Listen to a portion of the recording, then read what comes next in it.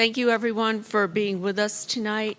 Opening up tonight's meeting, we have two items on the agenda, which I know you're all aware. One is the Comprehensive Plan Amendment, CP 722, New Bern Avenue Station Area Planning, and the other is rezoning Z 9222 New Bern Station Area Planning, 144 properties along New Bern Avenue between downtown and Hedingham Boulevard, Freedom Drive.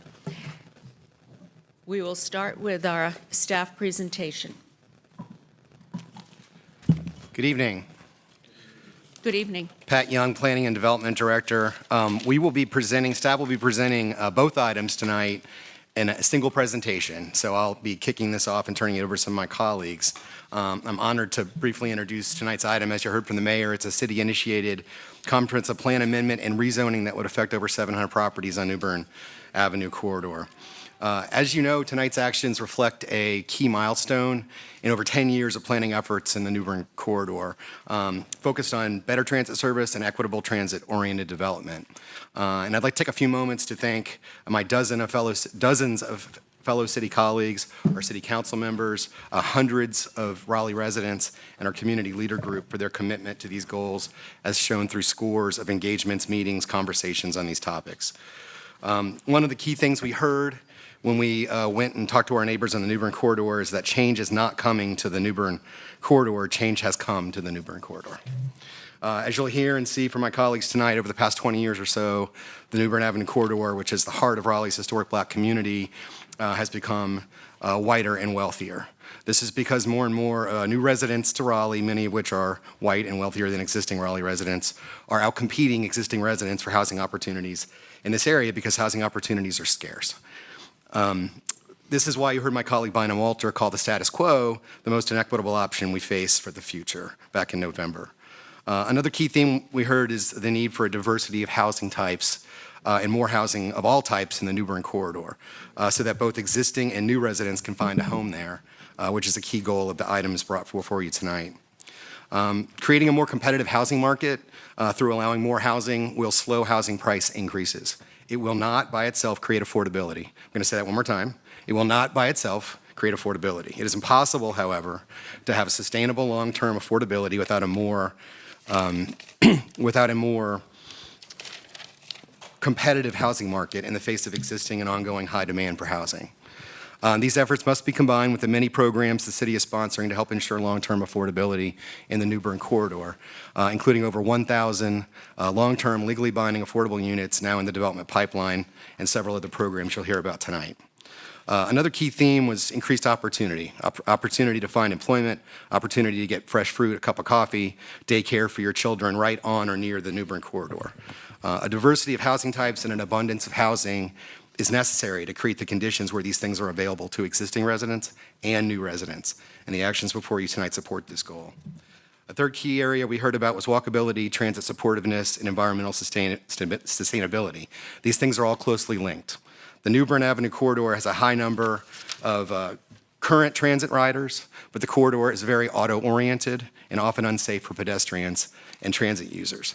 The type of development that would be made possible tonight through the proposed zoning would result in a built environment that supports the BRT system and creates over time a much more walkable environment. This development would also include many more apartments, townhouses, triplexes, which would meaningfully contribute to the city's climate goals, as housing that shares walls, roof, and infrastructure produces much less carbon than single-family homes. Finally, as we advised the Planning Commission, there is more than one path to these desired outcomes. What's before you tonight can be modified, refined, or phased, and my colleagues will provide more detail on the available options. Since the city is the applicant, in this case, we've broken it up into different presenters for different components of the case. My colleague Jason Harden will kick off and serve as the applicant for the comprehensive plan amendment. Bynum Walter will follow up representing the city as applicant for the rezoning, and Ira Mabel will serve in the staff role for both the comprehensive plan amendment and the rezoning. Thank you very much. I'll turn it over to Jason.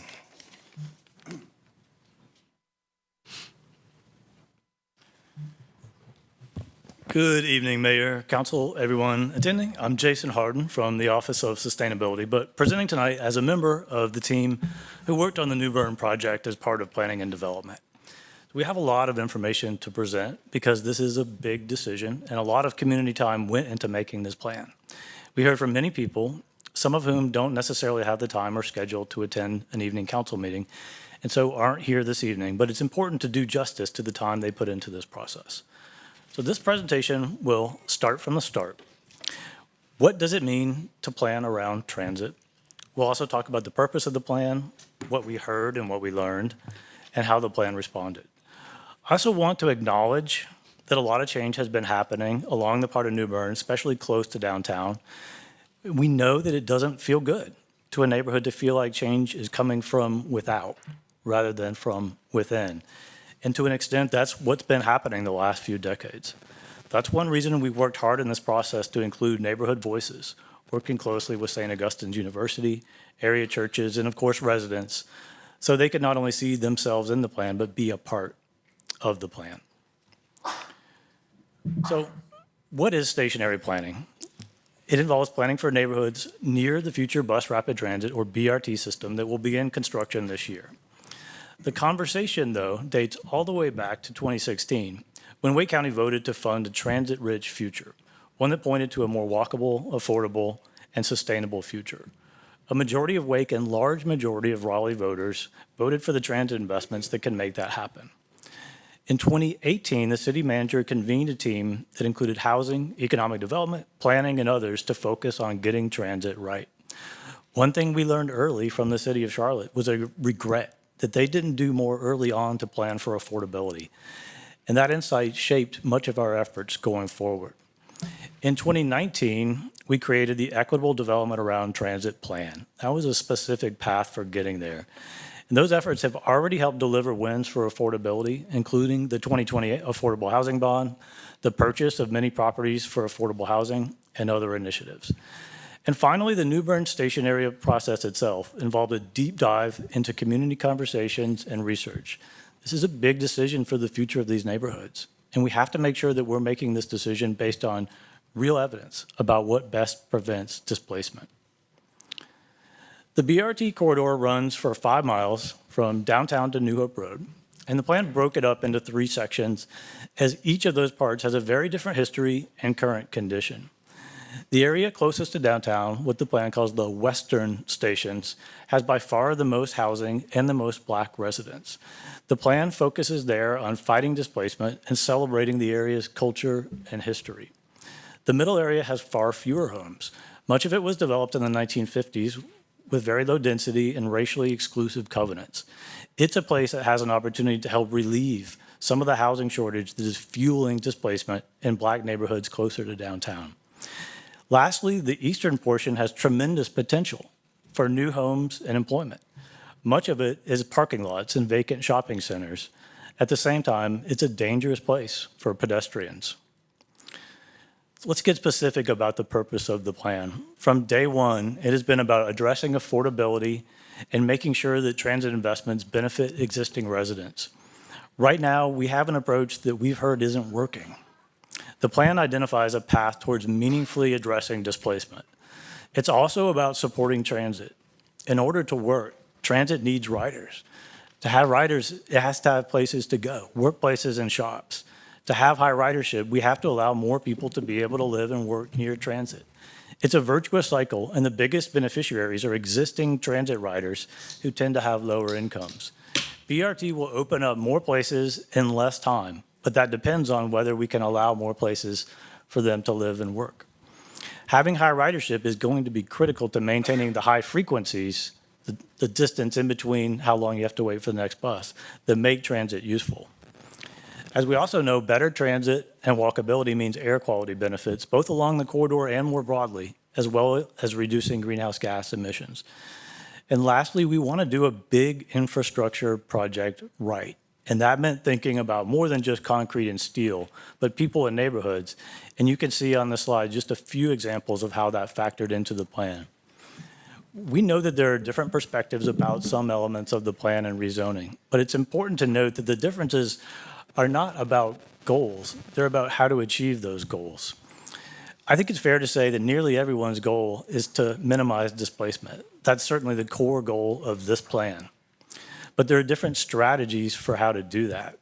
The plan worked hard to identify the strategies that really work, because we've seen well-intentioned strategies that have failed in other cities. The equitable development around transit plan involved thousands of people in answering two big questions. How much should Raleigh grow around transit rather than driving? And how can we ensure that the benefits are shared equitably? The photo illustrates one of the ways we asked that first question. With many people continuing to move to the area, we asked participants where it made the most sense to allow housing, near walkable places served by transit or somewhere else. Every group chose to place the majority of their blocks around the BRT corridors. And that was a result confirmed by an online survey completed by several hundred people. This conversation also led to the adoption of height guidance for BRT stations, which is currently in our comprehensive plan, and which directly shaped the rezoning recommendations of this plan. And to answer the second question, that plan also developed a suite of neighborhood stabilization programs, including the housing bond, community funding, assistance for renters and homeowners, and more. This is a quick summary of the outreach for the New Bern Plan, which largely took place in late 2021 and 2022. It involved dozens of in-person meetings and online meetings and a last community check-in before returning to council in summer 2022. But the plan started with an understanding of the history of Raleigh's Black neighborhoods along New Bern. Oral histories with residents telling their story in their own words. I've personally learned a lot from community historians such as Carmen Cawthon, and we wanted to build that into this process. You just get to know a place differently when you sit and listen sometimes, and that shaped the rest of the plan. And we built on that with the help of our neighborhood ambassadors and community partners. They kept this plan grounded with the perspectives of neighborhoods, churches, and business. And our ambassadors, especially Ms. Beverly Wimberly, who you see on the slide, were tireless in helping us reach as many people as possible. I'm not sure if she's here or if she's watching, but if she is, hello, Beverly, and thank you for all you did as a part of this plan. So for this plan, we wanted to meet people where they are. We held multiple events at both the Tarboro and Roberts community centers. We also had another first, an event at Enloe High School. We learned a lot from that. younger people are passionate about walkability and sustainability and displacement and had a lot to tell us. So just a few more images, we could show hundreds. And of course, a sample of more than a dozen online meetings we held during the course of the process. I'm not going to read out every statistic. Y'all can see them up on the screen. But we set new records for outreach in multiple categories, in video views and total number of mailings sent, which was in, over the course of the plan, to several tens of thousands. Okay, so we heard a lot. What did we hear? One clear thread ran throughout the entire process, that it's critically important to address affordability and displacement, especially at the lowest income levels. And many people are accepting of change in the buildings of the neighborhoods, if that means preserving the diversity of the neighborhoods. Large majorities said they're fine with taller buildings in exchange for improving housing choice and affordability. They said creating housing for incomes at all levels is very important, and that helped create the housing for all policy you see in the plan. And at the end of the process, a large majority agreed that the plan meets the goal of ensuring housing is available at a range of income levels. So we heard a lot about future goals, but we need to be very clear about the path we are on right now. And many of you may remember that article in the New York Times a few years back. It's the path these neighborhoods have been on for decades, long before any discussion about BRT. We've been seeing very rapid displacement and affordability issues. It isn't because of new market rate housing supply, because there isn't any. It also isn't because of a strategy to intentionally displace, as there was in the urban renewal projects after World War II. There's no villain. It's just the same simple story we see across the country. 50 years ago, many people didn't want to live in cities. Now many more do, especially in walkable neighborhoods close to downtowns. And when that happens, there's intense competition for the existing homes and properties. And when that happens, many people start to get priced out of the neighborhood. And in fact, a few decades ago, the city actually downzoned a lot of this area, limiting the ability to provide more homes. And that has had a negative effect on affordability that we see today. So whatever this council ultimately decides and community decides, we do have to start from this position that the status quo isn't working to meet the goals that we heard from the community are important. The strategy of making it hard to build new homes isn't working. So this is a very hot topic in the planning world, because many people, especially younger people, are not able to afford housing in the places where they want to live, and because of concerns about displacement across the country. So researchers have spent a lot of time on understanding why and on what strategies do and don't work to address the situation. So the gold standard was a recent study of studies called The Effect of New Market Rate Developments on Neighborhood Rents. It looked at multiple recent studies to draw conclusions. Of the studies it reviewed, 5 found that the new market rate housing supply makes nearby housing more affordable across the income distribution, and 1 did find mixed results. One way of looking at this question is whether new housing creates rising property values or whether rising property values create new housing, which then moderates price increases. It's easy to see new buildings with higher rents and wonder if they are creating the issue. But what we know is that new buildings aren't built unless there is already strong demand to live there. If someone builds an apartment building in the desert, would that raise property values nearby? Probably not, because you can't get a job and you'd be lonely. But if we make it difficult to build more new housing in a beautiful high demand area, is it the new housing supply that's creating affordable issues or the lack of it? So one of the questions in these studies is whether new housing creates a so-called amenity effect that attracts even more new residents. There's some debate about that concept, but even if you believe it to be true, then the question is whether New Bern is already an attractive place for new residents. The experience of the last few decades suggests that it already is, as seen by the levels of tear down and rebuild activity illustrated in the photos here. Let's talk about a few specific additional studies that illustrate how this works. Again, it's really important that we take a close look at real-world outcomes in research. It's just too important a question to leave up to guesswork. No one wants to get this wrong.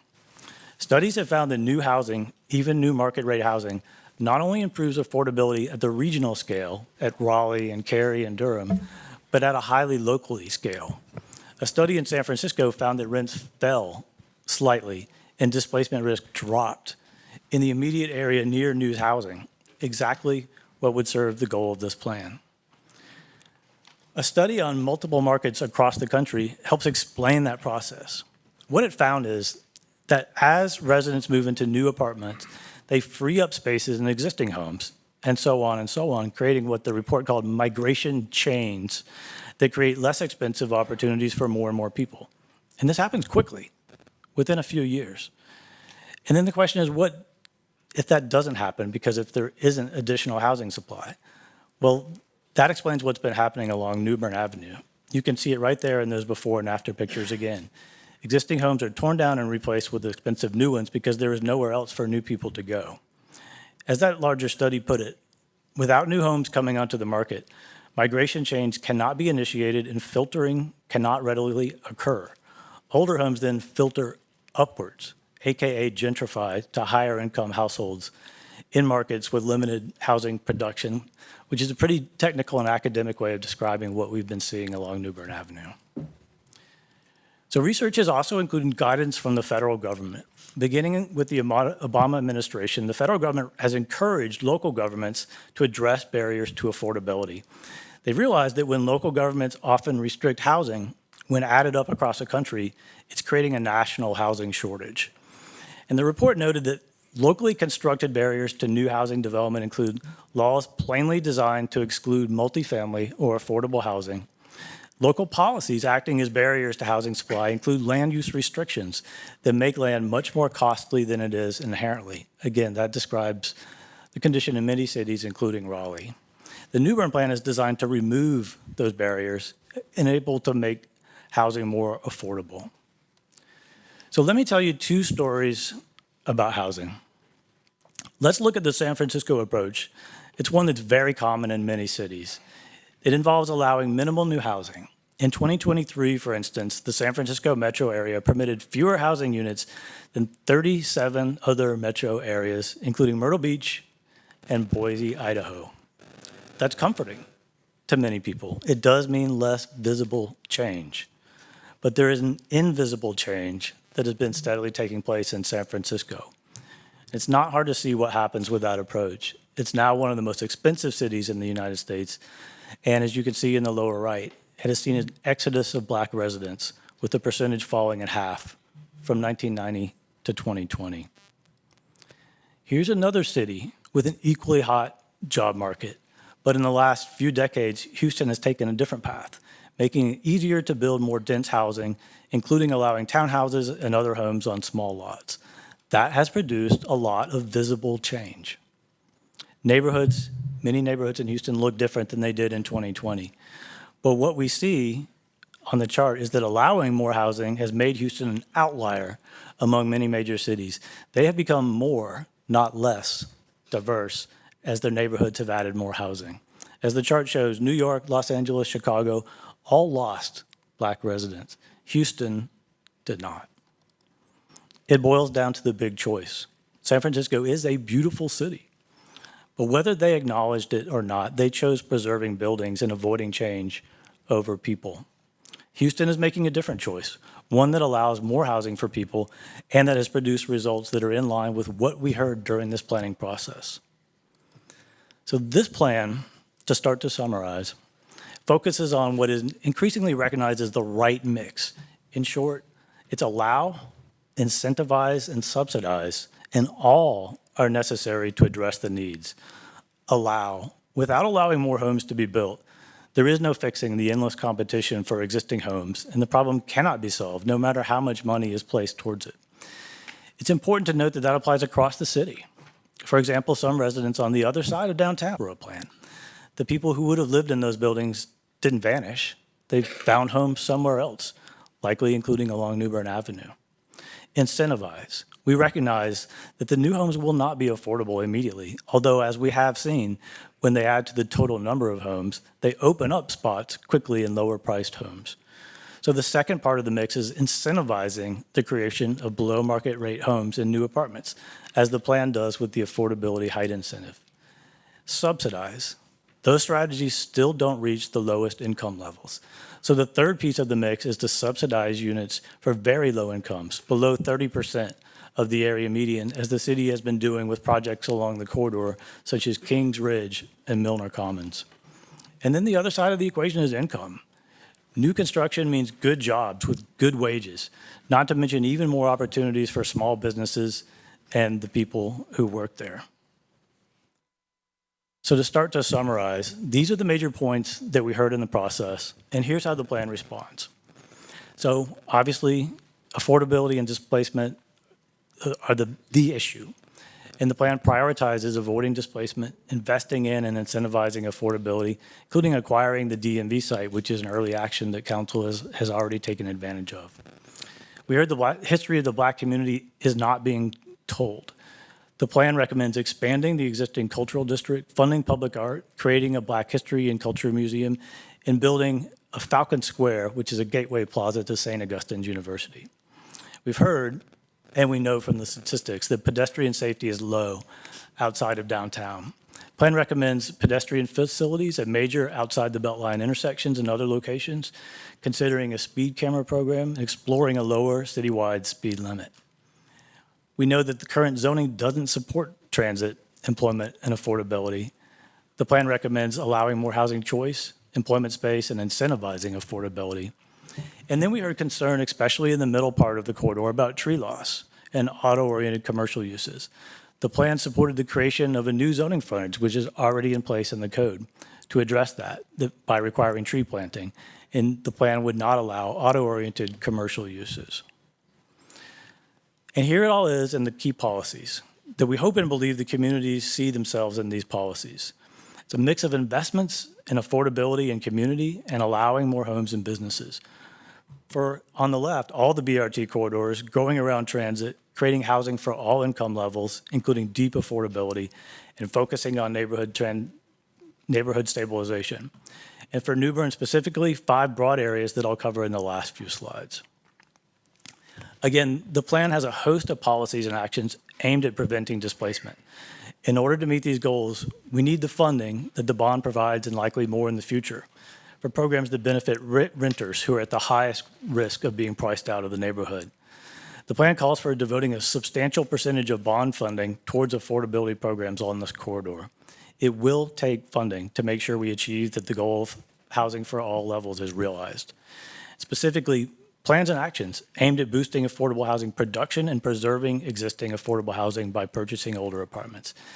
And lastly, part of Housing for All involves allowing more housing choice and supply. The plan includes a number of efforts to support existing and new small businesses along the corridor.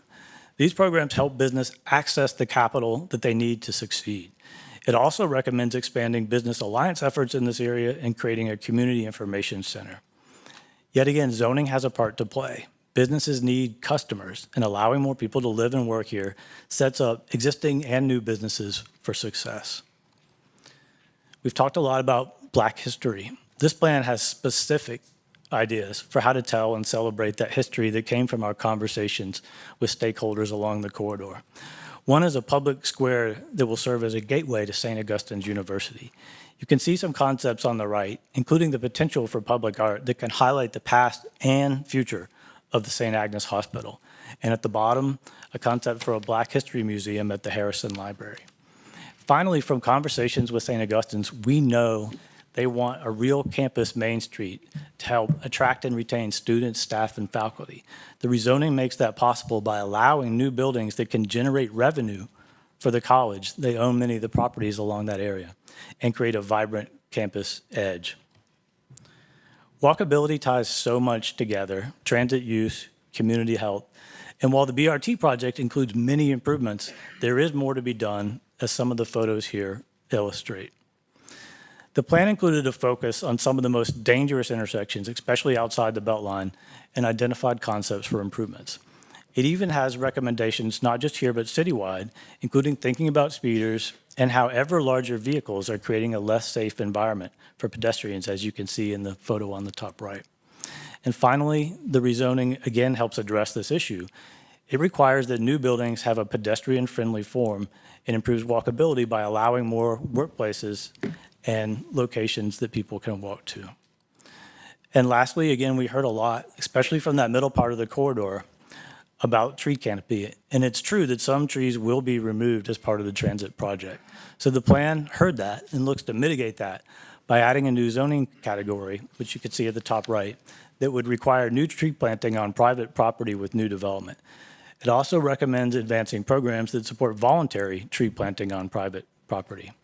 Again, the rezoning advances that by applying that new zoning category to the properties on the corridor. It also saves trees by itself. If you think about it, if we allow more people to live and work in neighborhoods served by transit, that's fewer people who are forced to live ever farther away in suburban locations and where many more trees are cut down for new development or highway construction, as you can see in those photos below. So to summarize, here are the specific locations of many of the plan's recommendations.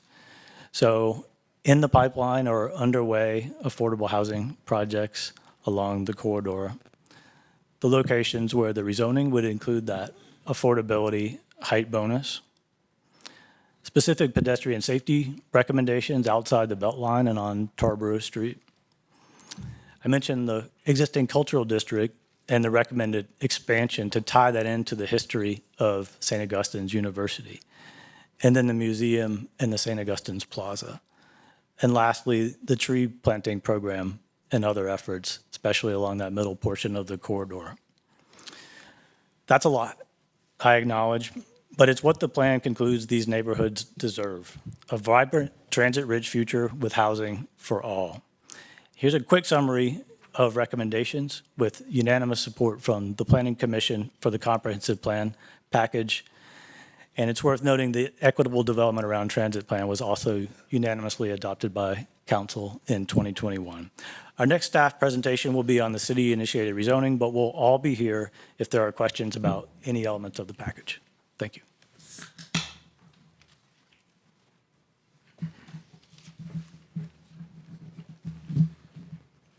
Good evening, Bynum Walter, Planning and Development. I want to talk to you tonight about Z9222, which is an implementation of the New Bern Station Area Planning Project that Jason was just talking with you about. I want to go over a handful of things tonight. I want to give you some context for land use planning and the transit corridors, talk a little bit about the transit overlay district, what the goal is, and how that relates, how the overlay relates to affordable housing. I also want to review at a very high level for you what's in the rezoning request, and also talk about what we heard as part of public comment related specifically in the rezoning process, and then talk with you a little bit about your options for next steps. So Z9222 is the city-initiated rezoning to apply the transit overlay district in the New Bern Avenue corridor. And the New Bern Avenue rezoning would also make some changes to base districts, heights, and frontage, and remove some zoning conditions. Generally, the rezoning includes parcels fronting along New Bern Avenue and Eatonton Street, mixed-use zoning districts that are within a quarter mile of the corridor, and places where the future land use map designates mixed use or medium scale residential or denser for the future vision of land use there. Parcels necessary to maintain the contiguity of the overlay along the corridor. And then we also took into account planning by campuses and other large institutions such as Wake Med and St. Augustine's along the corridor. And then we're also looking to avoid conflicts with other regulatory requirements such as floodplain regulations and the Raleigh Street Design Manual. So thinking about that big picture of land use planning in Raleigh, since 2009, we've had a plan for how to accommodate existing residents and new people too. The growth framework map in the comprehensive plan illustrates a vision that directs 60% of future growth into downtown and city growth centers, bus rapid transit corridors, and mixed-use community centers. These are all connected via a network of parkways, frequent bus service routes, and urban streets.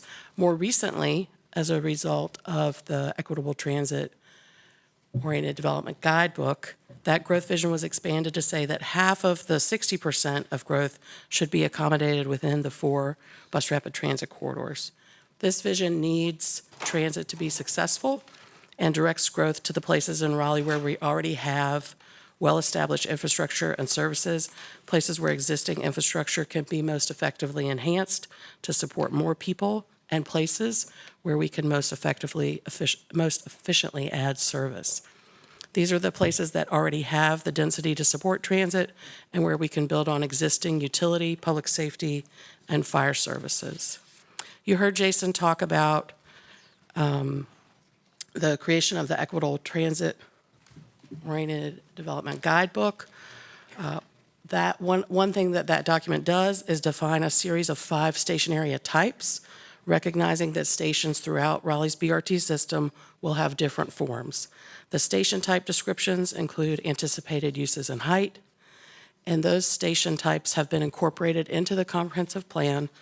The New Bern corridor stations are mostly designated as either neighborhood center, which suggests up to 7 stories, with local serving retail and community services, and also some of them are designated as emerging urban center, mixed use up to 12 stories. And then the station at Wake Med is recognized as both an emerging urban center and a campus station, which generally suggests institutional or medical use with height ranges depending on the needs of the institution.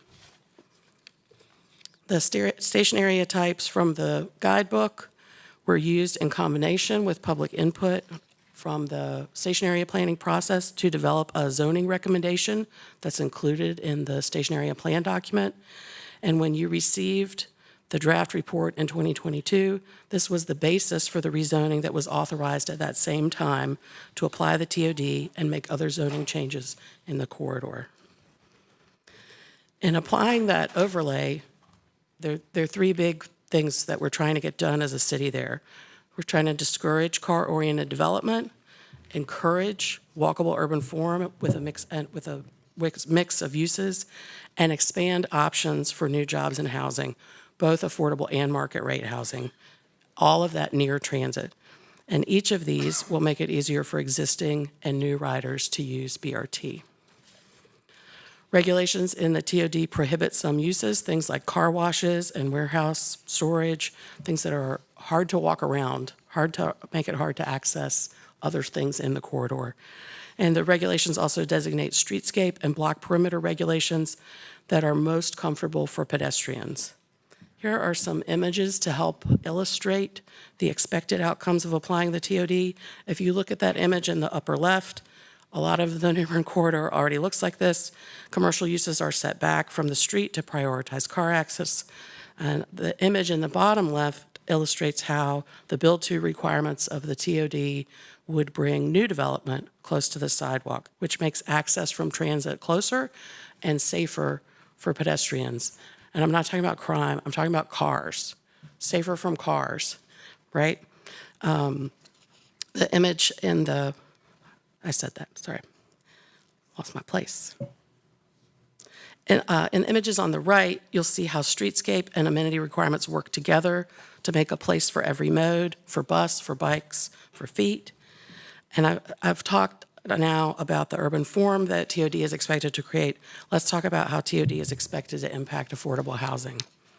Over the past 4 or 5 years, we've seen a number of zoning conditions associated with rezoning cases that have made commitments about affordable housing. They typically take the form of promising a % of affordable units or a payment to the city's affordable housing fund. Sometimes they offer relocation assistance in the event of demolition of existing naturally occurring affordable housing. Since 2019, we've seen 16 requests that address these types of things out of about 380 rezoning requests. So, that's like 5%, less than 5%. They're typically offered by rezoning requests that are seeking more residential entitlement, which is not the type of rezoning request that is increasing demand for housing in Raleigh. Of those 16 requests, so far, none of them have resulted in a payment to the city's Affordable Housing Fund or delivered any affordable housing units to the community. Affordable housing delivered by these conditions is dependent on project timing. That's what determines delivery to market, right? Whether or not it gets built and when it gets built. The density bonus that's included in the transit overlay district and creates an incentive for private development without city financing to include affordable units. I want to stress here that very little permanently affordable housing is built in Raleigh without a financial contribution from Raleigh. I've said that before. I feel like I cannot say it enough. Most of our affordable housing toolbox is made up of federal and local funding sources, while the height bonus provided by the TOD is the incentive that we have to spur the private market to include affordable units in new residential development. The specifics of the bonus have to thread the needle so that there's enough benefit to the developer to make it worth their while and enough benefit to the community to make it worth our while. And we worked with market analysts to develop this. We'll continue to work with you all to adjust as needed. So what's in there right now? You get 50% more stories if 20% of the additional units in those more stories are affordable to households at 60% AMI and held there for at least 30 years. And so what does that look like? Here's a simple illustration. The base zoning, which is what would be allowed, is shown on the left. And then on the right, you see, so in the bonus says when 50% is not a whole number, it rounds up. So in this 3-story example, you see 3 stories of conventional development, and then those additional 2 stories would be required to include 20% of those units to be affordable. We haven't seen the market utilizing the TOD height bonus yet. It's only been in place for about 18 months, and the cost of borrowing money during that period has been high, higher than it's been for 15 or 20 years. But we have seen the frequent transit development option, which is a similar bonus, being utilized by private development. Right now, there are about 60 affordable units in the pipeline through the FTDO bonus, which is very similar to the TOD bonus. For context, 60 units is about 10% of the number of units that the city typically provides gap financing for in a year. This is a meaningful increase in the number of affordable units being delivered in Raleigh and without city subsidy. I've talked about the regulations of the TOD. Let's look at where the overlay would be applied in the New Bern corridor. So this map shows the western end of the New Bern corridor between downtown and Raleigh Boulevard. Oh, I'm not going to draw tonight. Okay. On all of the maps I'll show across the next few slides, you'll see the BRT stations indicated with a circle with a black outline. The overlay is generally outlined with this heavy dark purple line. In this part of the corridor, the overlay is not applied in the Oakwood Local Historic District, but there are a handful of parcels there recommended for a base district change to allow more options for adaptive use of historic structures. The certificate of appropriateness process would still apply for those parcels. You can, again, you can see that purple outline is the application of the overlay, and then where the base district or height is changing, those changes are highlighted in various colors. So a little bit more information about base district and height changes that are proposed. Generally, what's included in the proposal, mixed use stays the same. The base district stays the same, sometimes with increased height. The tallest heights are proposed near and east of I-440, and I'll show you a map of that in a few minutes. These owned properties that have the TOD applied would be subject to RX4 dimensional standards, but not the height bonus. So if you're R10 or less, and you have the overlay, you qualify for RX4 and nothing more. There's no bonus available if you have a residential base district. And then larger lot residentially zoned properties are more often suggested for RX3, which would unlock the height bonus. This map shows the middle station area, roughly from Raleigh Boulevard out towards Wake Med. You can see the proposal to change base districts to RX3 for some of the larger residential lots in this area. Also, Jason mentioned it, but I also want to talk about the Green Plus green plus frontage here. Generally, the TOD requires development to follow urban limited development standards unless there's another urban frontage applied, which green plus is considered. The most significant regulations of urban limited is that it prevents parking between new construction and the street, and that brings the buildings closer to the right-of-way to the TOD stations, makes pedestrian access easier. Green Plus does the same thing. So in the middle section of the corridor, there are many parcels recommended to be rezoned with this Green Plus frontage. The frontage was added to the UDO as an early implementation of the New Bern Station area planning recommendations. Like UL, it prevents parking between the building and the street, but it also requires a tree-lined area between buildings and the street right-of-way.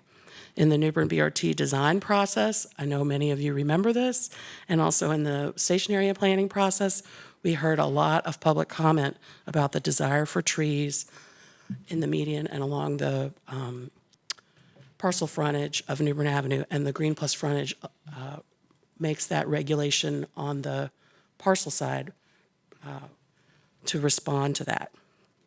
The frontage was very much developed in response to that.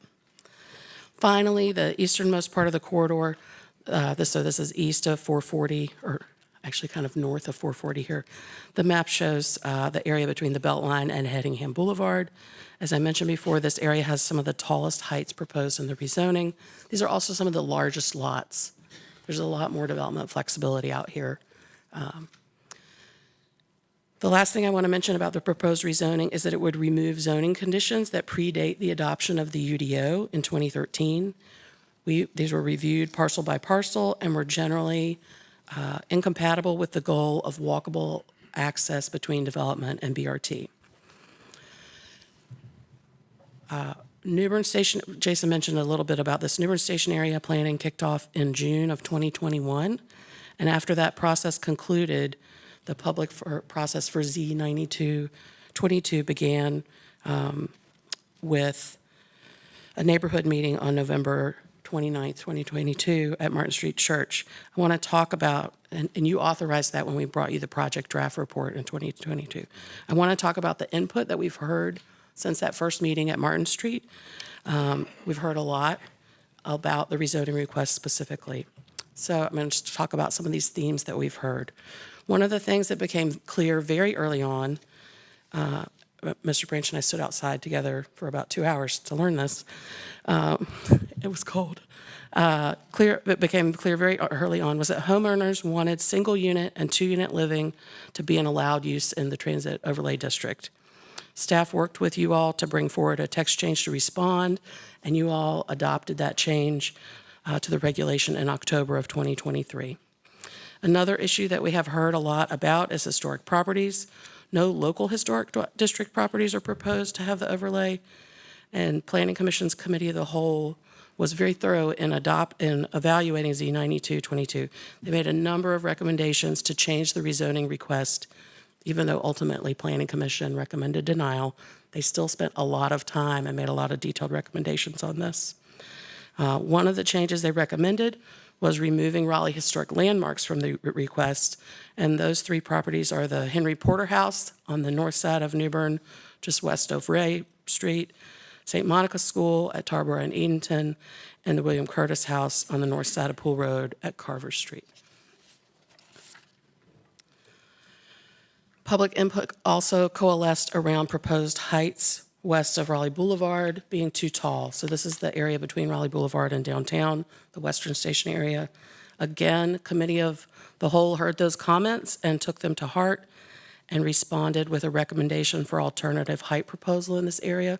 This was a issue we had previewed with you when you gave Planning Commission an extension of their review period. We shared these scenarios with you then, and Planning Commission, Committee of the Whole, thought this was the best one. So generally, the largest redevelopment opportunities are proposed for 5 stories. Those are shown in blue on this map. So 600 New Bern Avenue, the DMV and Martin Street Church, as well as commercial lots just north of DMV. And then also shown in blue is the Zach's Grocery site that has been acquired by the city. The areas shown in light green between Newbern and Edenton are suggested for 4 stories in this scenario that the Committee of the Whole recommended. And then the areas in yellow, the height would not change from the existing 3-story zoning.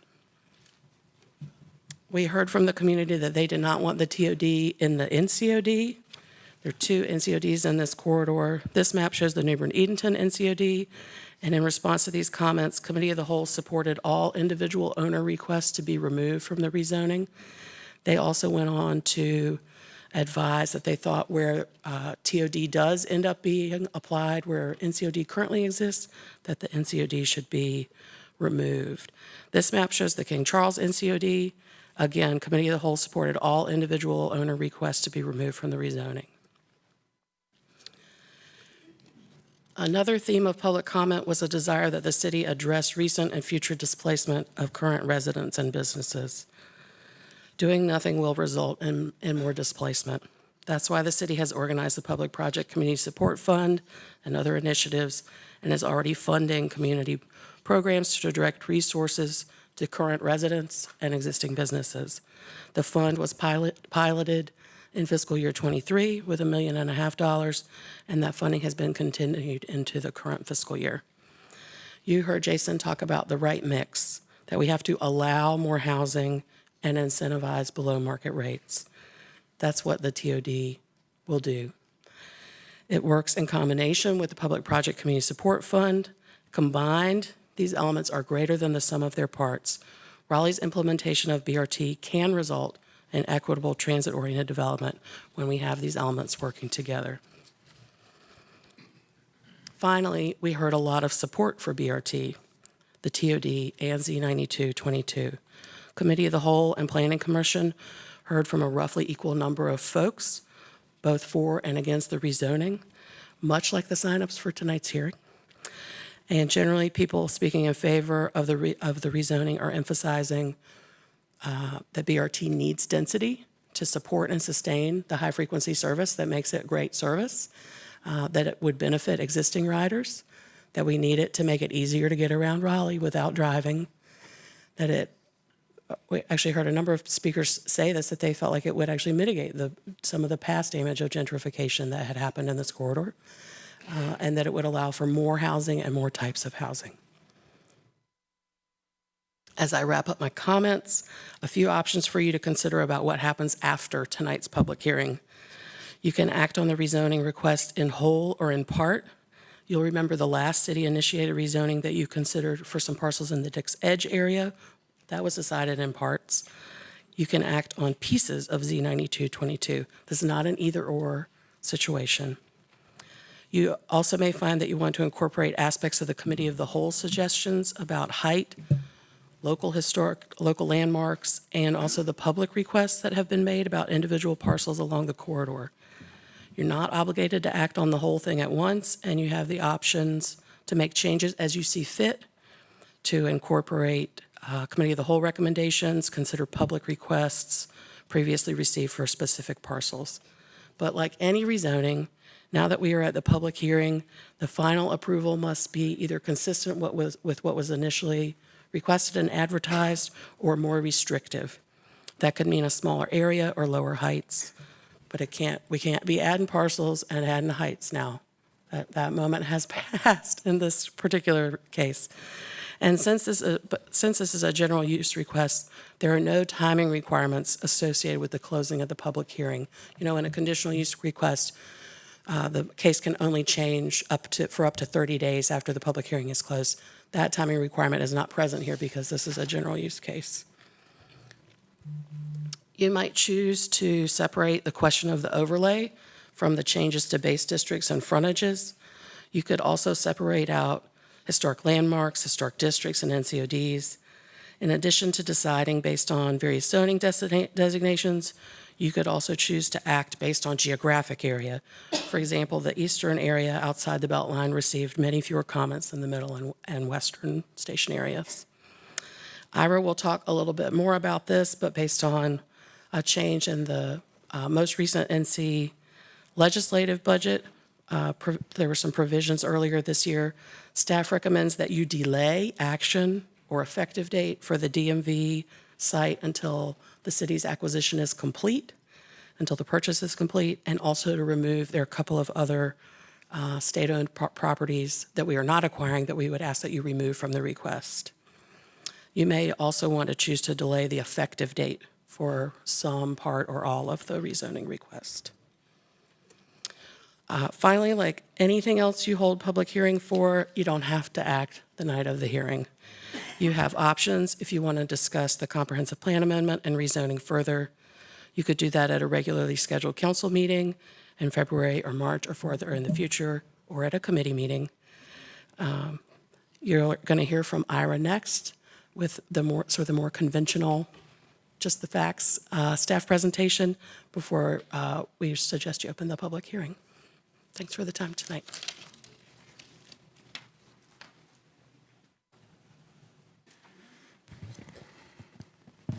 Good evening. Good evening. Ira Mabel, Planning Development. So this is a little reversed. Normally for public hearings, you hear from the staff analyst first and the applicant, but I'm going to focus more on what's happened since all this stuff was authorized in 2020, 2022. So everything that Jason and Bynum have gone over is really the planning process, and now we're into the adoption process. So every area plan, when we're finished with, typically from a consultant, goes through some translation from staff to get into the policy. We always start with where to start, which is the vision, sort of the point of the plan that we're doing. And this particular case had some guiding principles too that we always kept in mind. The plan itself has 4 books. So there's the full version, and then all along the way we had divided a lot of the content into the station areas. So should you be interested in just one or the other, you can see just what's related to that. Sometimes those have a bit more detail to specificity for that part of the corridor. To give you some examples, I think you've seen these categories many times before. But to give you some examples of how we actually get to CP7, so the actual words that you will adopt or not into the comp plan. Here are some of those. So grow around transit, housing for all, deepest affordability. The plan document itself sometimes has fairly specific, so often you'll see that slide with numbers attached, so many millions of dollars. Those all come from specific action items. So increase subsidized rental units, preserve affordable rental units with the best estimates we can at this level of planning.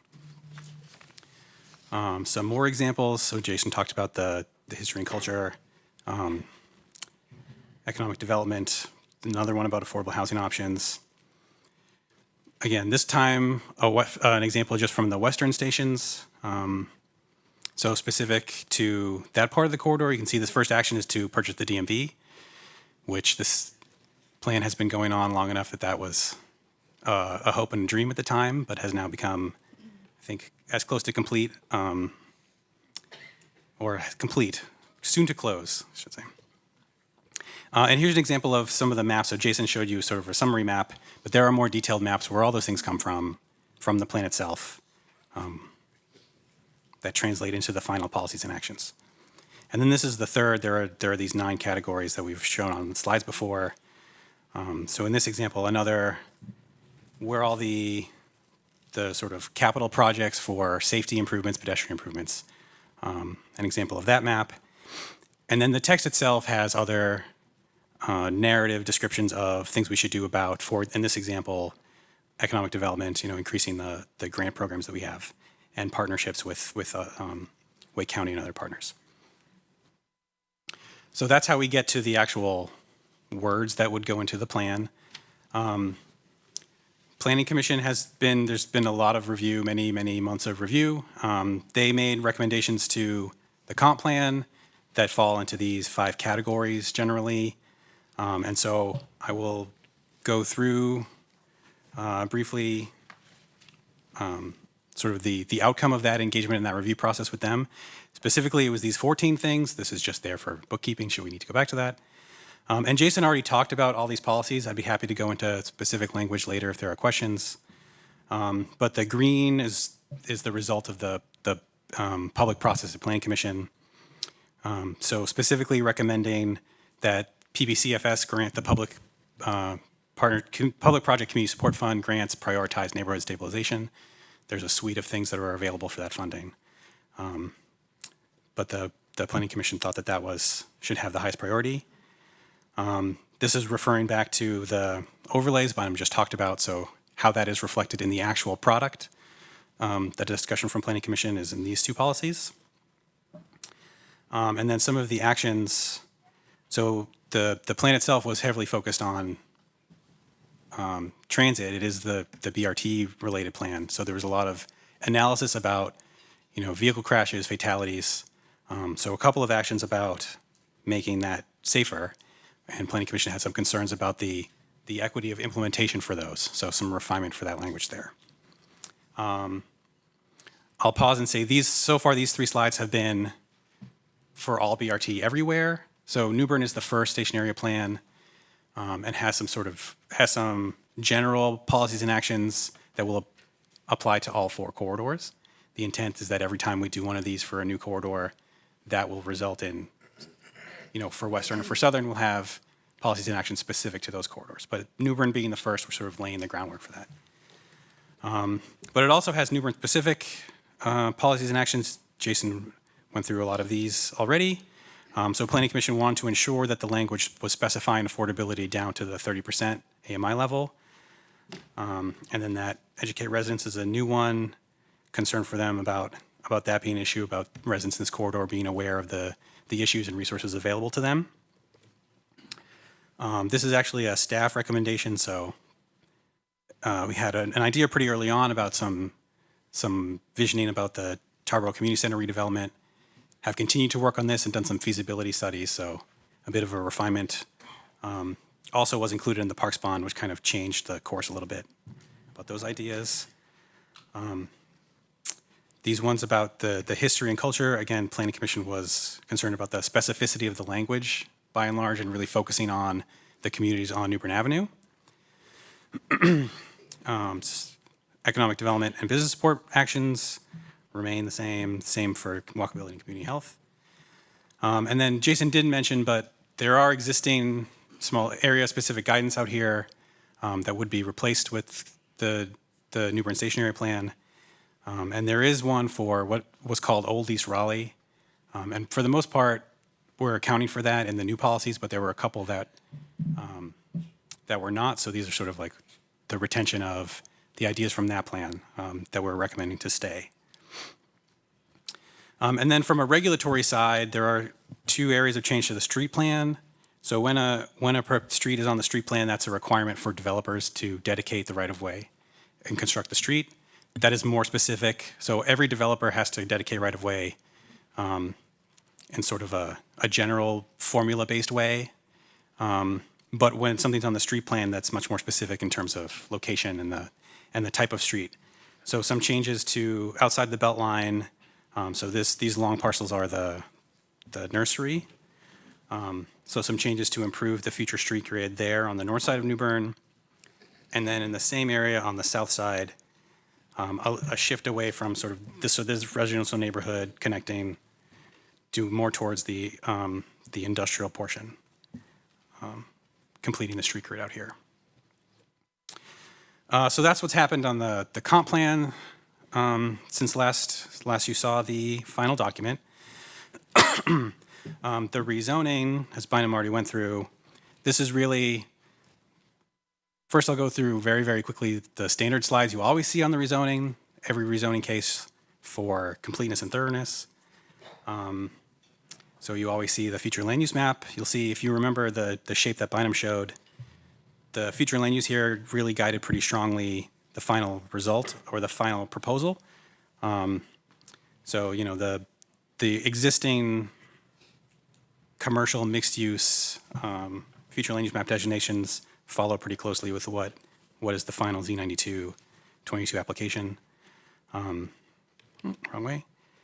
Same is true for the middle stations. Here, a fairly large institutional commercial future land use designation center around WakeMed there. And then a lot of commercial and industrial outside the Beltline on these large lots there. The urban form map was updated with the equitable development on transit plan. So basically saying there's going to be BRT here. All these circles are the station areas, the quarter-mile station areas. Requests consistent with the comp plan, the future land use map, urban form map. I have 3 slides of consistent policies related to transportation and infrastructure. Transportation and land use coordination, station area planning, greenhouse gases, housing diversity, et cetera. I won't dwell. And 4 inconsistent policies, these are really acknowledging that this is proposing change, sometimes significant change from either what exists today in the built environment or what is permitted. But overall, very strongly consistent with the comprehensive plan as it exists. So your appointed boards have done their review. RHCC recommended denial, really out of the concern for the historic properties that are included. So we think we've addressed one of these has been addressed with the removal of the landmarks, but they were also concerned about the National Register neighborhoods that were included in the rezoning. Planning Commission ultimately recommended denial. Concerns there really about the unintended consequences, the effectiveness of the TOD bonus, and about the timing of the rezoning, and then all of the other funding recommendations in the comp plan and how that would work. But like we said before, most of the review happened at the Planning Commission's Committee of the Whole. So they made 3 specific recommendations, which Bynum already went over. And then staff has some recommendations that are should be new to you, which were in response to this state law. So we always appreciate our friends in the city's attorney's office for being a proofreader. So this would affect the DMV, and then there are these 2 lots that have been owned by the state since the 70s or the 80s. So most likely remnants of the street construction, but out of an abundance of caution should not be matched with the TOD because of that. Finally, the public asked for, or recommended, if you will, changes. So every rezoning case, in addition to Planning Commission and those opportunities, goes on an online portal. In this case, we designed the portal and sort of communicated to people that was one way that they could communicate with us if they thought that the request should be changed. But that was not required. We certainly got a lot of emails and phone calls and in-person meetings. People asking for one thing or another. For the most part, this is reflected in individual property owners asking for something, either to be removed or to be added or to be zoned something other than the original proposal.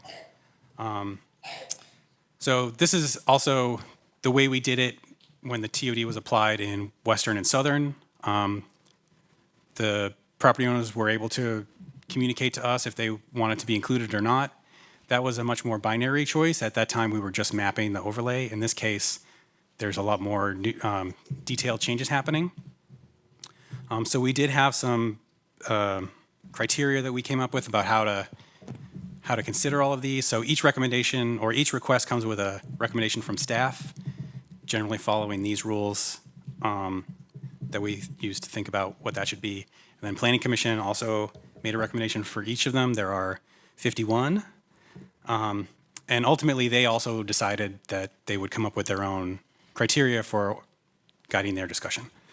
So I'm not going to go through these, but should you have questions about any of them, or I just think some property owners are going to come speak to them perhaps, or have emailed you, happy to go through those details. This is generally what Planning Commission started with. They did consider each case by case, but if it was a residential request, Bynum mentioned that already, they were in support of that. Generally, if it was a request by someone who didn't own the property, they were not. So they had some rules that they agreed upon together before they went one by one.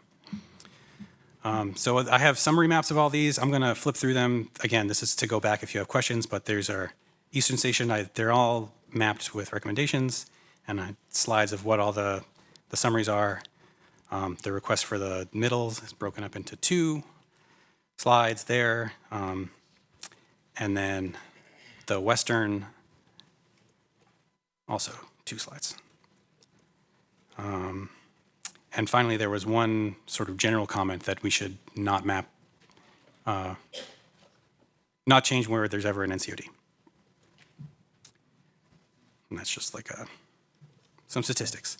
So that's what's changed since July of 2022. Be happy to answer any questions for me or anyone else before you open the public hearings. Thank you, staff, for that very comprehensive review. Well done. Lots of, as you said, lots of information there. Do we have any questions for staff?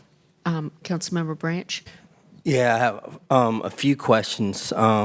First of all, with the alternative C that was provided, I know we've been talking about historically the number 744. That's how many parcels have been included as far as rezoning. Mm-hmm.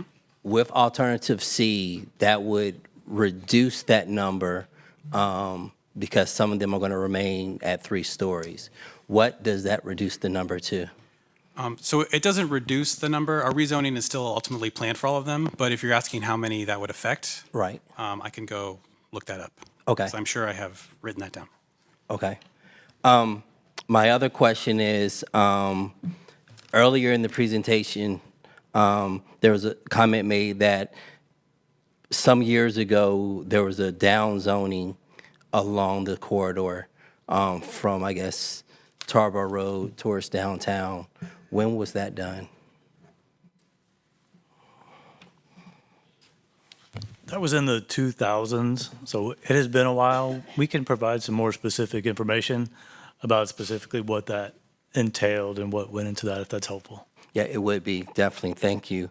And my other question is, when we talk about the impact of the TOD, one of the big concerns I know I've heard from other council members and those in the community, and some of my council members will probably bring this up as well, but the question is, how do we measure or track or report back the impact of any changes? So I provided some information to you all in a weekly report. I think it's been 2 weeks, 10 days ago now, about what is laid out in the Equitable Transit-Oriented Development Guidebook, those metrics. Those are things like rate of cost burden, housing cost burden households, housing cost generally, the rate of increase in housing cost, assessing changing demographics in the corridor household income, skin color, to understand how the neighborhood is changing, right? Because we know that it's become more white over time. I would say that list of metrics in the weekly update that I provided to you all is where we would start. And then I would also say we're already tracking a lot of things, right? We're assessing how many units are being produced in Raleigh generally, around missing middle, around accessory dwelling units, those types of things. Just trying to we try to monitor, and we don't just try, we do. We monitor development in the city so we understand what's happening. Okay. I do appreciate in the background the information you stated of how this can be separated. We have CP7 that can be voted on separately. We have the TOD that can be voted on separately. And then we have the zoning part that can be voted on separately. And then within regions, middle, eastern, middle, and western. So for me, that's helpful. I really want to I'm going to stop here because I really want to use tonight to hear from the residents that have signed up to speak. Any additional questions? Councilmember Jones? All right, and just to, since we're already talking about the metrics portion, I know that we discussed monitoring. I guess more so when I'm thinking of metrics, I'm like, what is if we find out that we're not including the amount of affordability that we had hoped for, what are the results from that? So I guess when I'm thinking of metrics, I'm like, what are the actions that will happen if the undesired outcome happens? And that's what I'm missing in that, is that we can track it all day long, but if in a year we see that no one's taking up on this affordability, what are we going to do about it? And I guess that's where I'm not sure that I have, and maybe I missed it in the report that you sent to us before, but what is the reaction if it's not meeting? Right, so Have mentioned before, we are not seeing uptake on the TOD housing density bonus yet. We think that's largely due to the high cost of capital right now. We are seeing uptake on the FTDO, which is a similar density bonus, height bonus, which suggests that it's viable for the development community. They feel like it's worthwhile, and it's clearly delivering, given the number of units we've seen so far. It's clearly working. I think if we saw every project using the bonus, we would know that we need to raise either the percent of units or lower the percent AMI or lengthen the term of affordability. I did talk about that in the weekly report that I sent to you all recently. I think if we saw less uptake than we are seeing with the FTDO, I think, if we're increasing the delivery of affordable units by at least 10%, that feels like kind of a floor to me. And if we were seeing less utilization, we might consider lowering the percent of affordable units required, or increasing the AMI, or required AMI, or decreasing the period of affordability. Those are specifically things about how we would adjust the affordability bonus. That are currently already that will be in practice. Those things are going to happen, or those are possibilities we could use and we haven't defined it yet? I'm not sure I understand your question. I'm saying those are the green or the red flags, and the actions that would be taken would be to monitor, adjust the AMI, what you just said, or is this something that's still in idea phase that's already triggered if we don't meet those? Well, that takes your action to change the regulations of the overlay. So we would be reporting to you and So we letting need to you come know back. Got either it. the uptake's not very high or the uptake's real high. Here are some things we might do because it feels like there's some inefficiency in either direction. Got it. So that would be included as a report that then we would decide. How many people in the comments, so we had a lot of uptake with the people that responded to the surveys and stuff, how many of them lived in the corridor? We have some information about that, but not perfect information about that. The generally demographic and sort of personal characteristics, those questions are optional. We find that not as many people participate when we make those required questions. I would say generally, white people who own their own homes are more comfortable answering those questions than everybody else. And so it's really hard to know what the actual metrics are. Those surveys are not statistically significant. For sure. They're who volunteers to participate. The whole process is like that. No, and I appreciate that. I just want to make sure that that's clear. We are cognizant that in every project we do all over Raleigh, mostly we see the most reliable participants are older white people who own property. Because of that, we do a lot of things to try to connect with people who don't look like that. Jason showed one of the things we did. We did promotion at bus stops for this project. Yep. He mentioned we mailed tens of thousands of letters. A lot of those were in Spanish because we know that there's a higher percent of Spanish-speaking population in this corridor.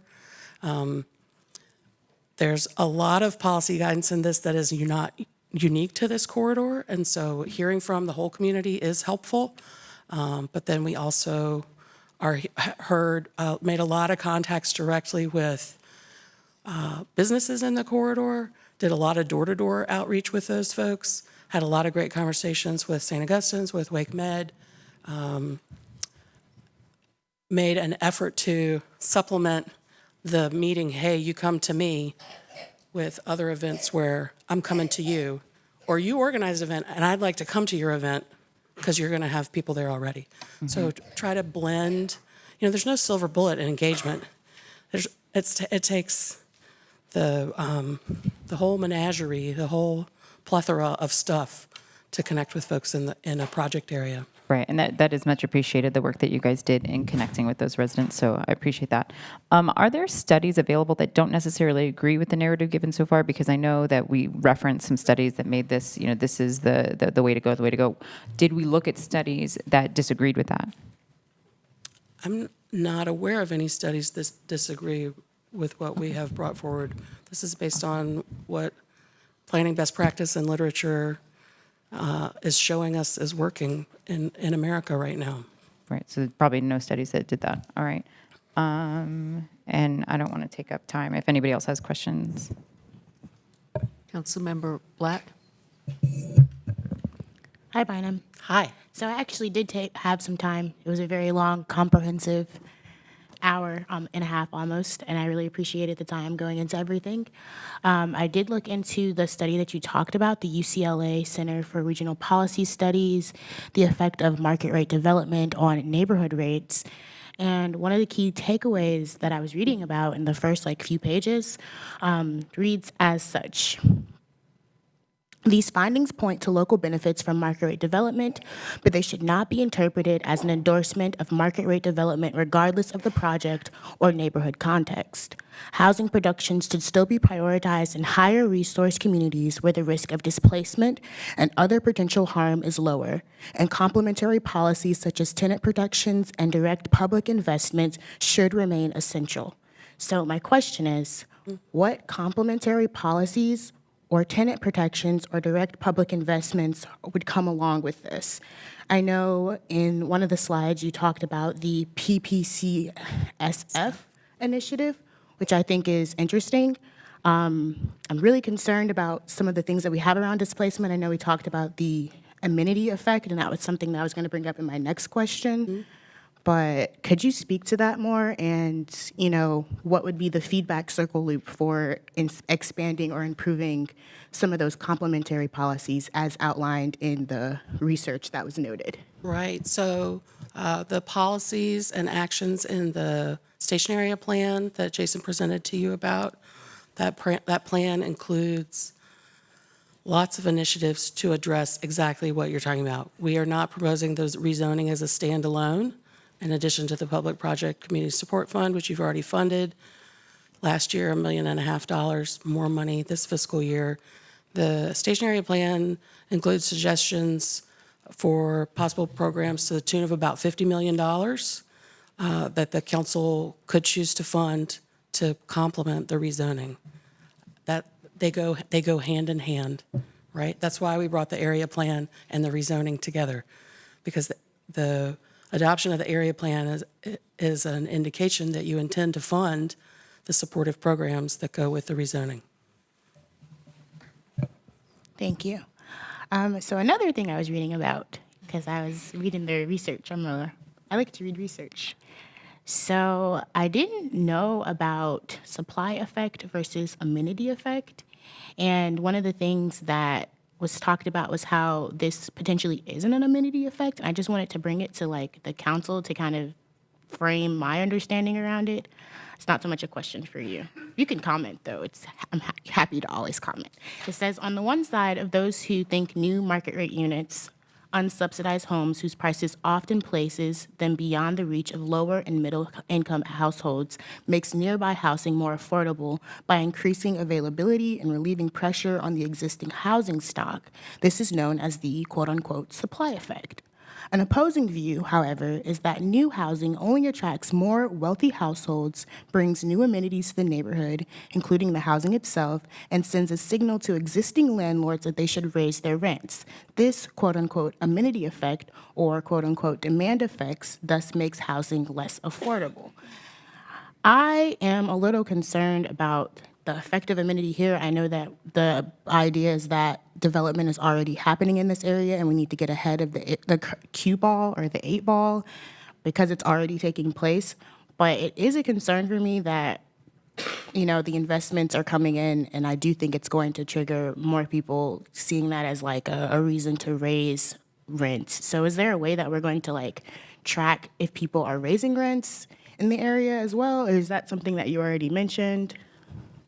Because we are putting in investments for the BRT, we're putting in probably new investments for the areas that have, this area has been a food desert for a while, so I see public investments to bring in new, exciting, different types of mixed incomes, potentially giving that being a reason for the leases and the landlords to kind of raise their rents. It absolutely is something to track, and that's similar to Councilmember Jones's question about tracking the success of the incentives as well. And so there will be continuing choices along this corridor, as there is elsewhere in Raleigh, about do we need to continue to invest more money? Are the policies working? And to be able to answer those questions well, we have to be able to track and understand what we're seeing. So rents are a portion of that, as is the amount of new housing that's provided and subsidized. I'll note on the amenity effect question, it's an interesting debate, but one of the ways to think about that is whether or not, if that's true, that the new development attracts more people, whether that's effectively already happened, and whether or not there are already a lot of people who are interested in living along the corridor. And I think a lot of evidence shows that that is the case. Otherwise, we wouldn't be seeing all the tear down and rebuild and rather expensive new detached house development that we're seeing now. So if there's an amenity effect, that probably happened at least a decade ago. You don't think there could be case for potential exacerbation of the amenity effect around this rezoning? It's certainly possible that as new buildings built, there is that trade-off, and I think the paper that you looked at describes it pretty well. On one hand, there's the supply benefits of the new housing. On the other hand, it's a question, does it continue to result in more new residents looking to live in that area? And I think it's also helpful to look at this question from a broader perspective and thinking about housing supply in other parts of the city and whether or not that also has a role. And so, for instance, in the Midtown Plan that Council passed a few years back, that took, especially in resource-rich areas, as that paper mentioned, that took a pretty strong stance in favor of allowing a lot more housing in a very resource-rich neighborhood. And that's the kind of thing in other parts of the city that are going to be helpful to balancing out the demand for housing here. Thank you. I'm going to ask that we hold our questions. We have more than 60 people waiting to speak, so we can always follow up. But let's, if you all don't mind, let's hear from the public, because I can see some people getting a little antsy.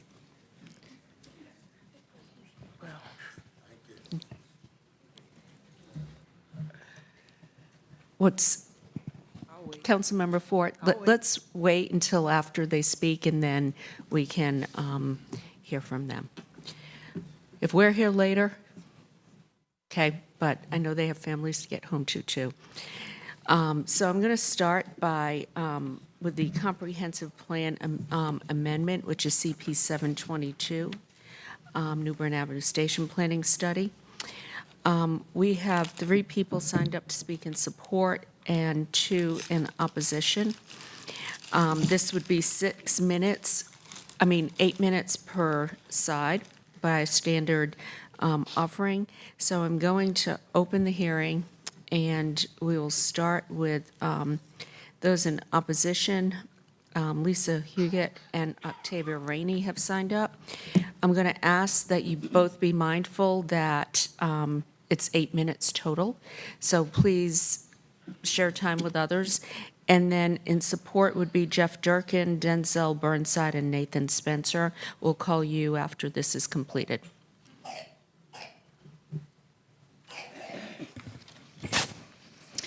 Feels good to stand up. Good evening. Many of my points today are going to speak to some of the questions already asked, and it's with regard to metrics. For the most part, I agree with the additions to the comp plan that have come out of all the planning discussions. The comp plan additions start to address neighborhood stabilization and equitable development, but they need to be more specific, measurable, and action-oriented. Speaking for the BRT as a whole, what are the metrics of success? This is a strategic plan, and while it includes language such as encourage and prioritize, those are subjective and rather toothless. I realize it's near impossible to include hard metrics like preserve X number or X percent of affordable housing. Therefore, I'd recommend that you create some annual metrics that are included in your council annual plan around these areas.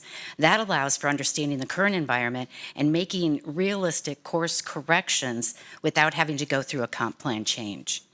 Metrics you might want to consider include NOAA destruction, NOAA preservation, evictions and their cause, reduction in specific crimes, the number and type of city-funded community projects that are taken up by residents, track the rental prices and the number of people who leave due to cost, the number of market rate units versus the number of affordable housing units created at each AMI, and the number of projects that have taken up the affordable housing bonus density. Additional questions on metrics that you may want to consider, perhaps you have, but as far as I can see, I haven't seen anything besides the picture of success is increased ridership.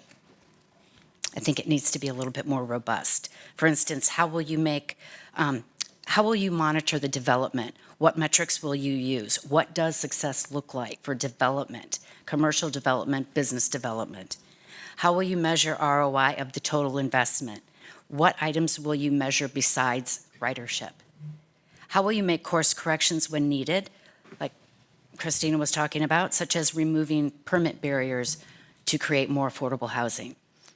And remember, what gets measured gets done. Thank you.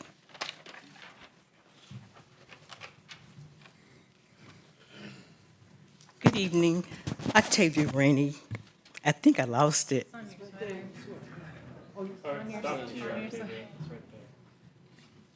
Hold it. Let me start my time up there. Get the time right. Hi, I'm Octavia Rainey. I want to talk about 4 points that is very important. First, I want to talk about neighborhood stabilization. I want to quote what Larry Jarvis told Channel 11 News. I was very offended. He said that if Octavia thinks that we're going to have the same people living here who lived here in 1960, she is sadly mistaken. He said that to Channel 11 News, Marion Baldwin. And I had people across the state, because I am well known, who called me and said if he had been working with them, they would have fired him.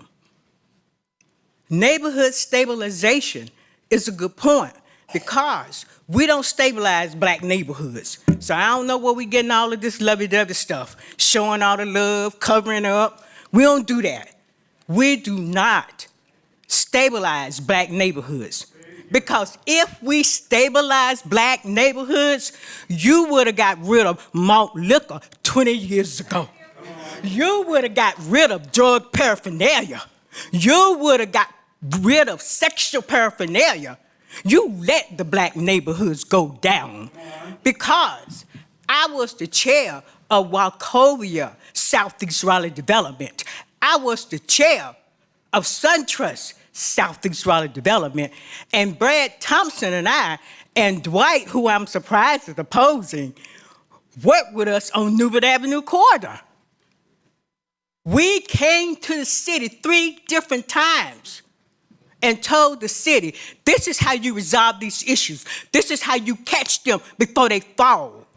But the city did not help us at all. Lawrence Ray told us the city of Raleigh is not interested in working with y'all.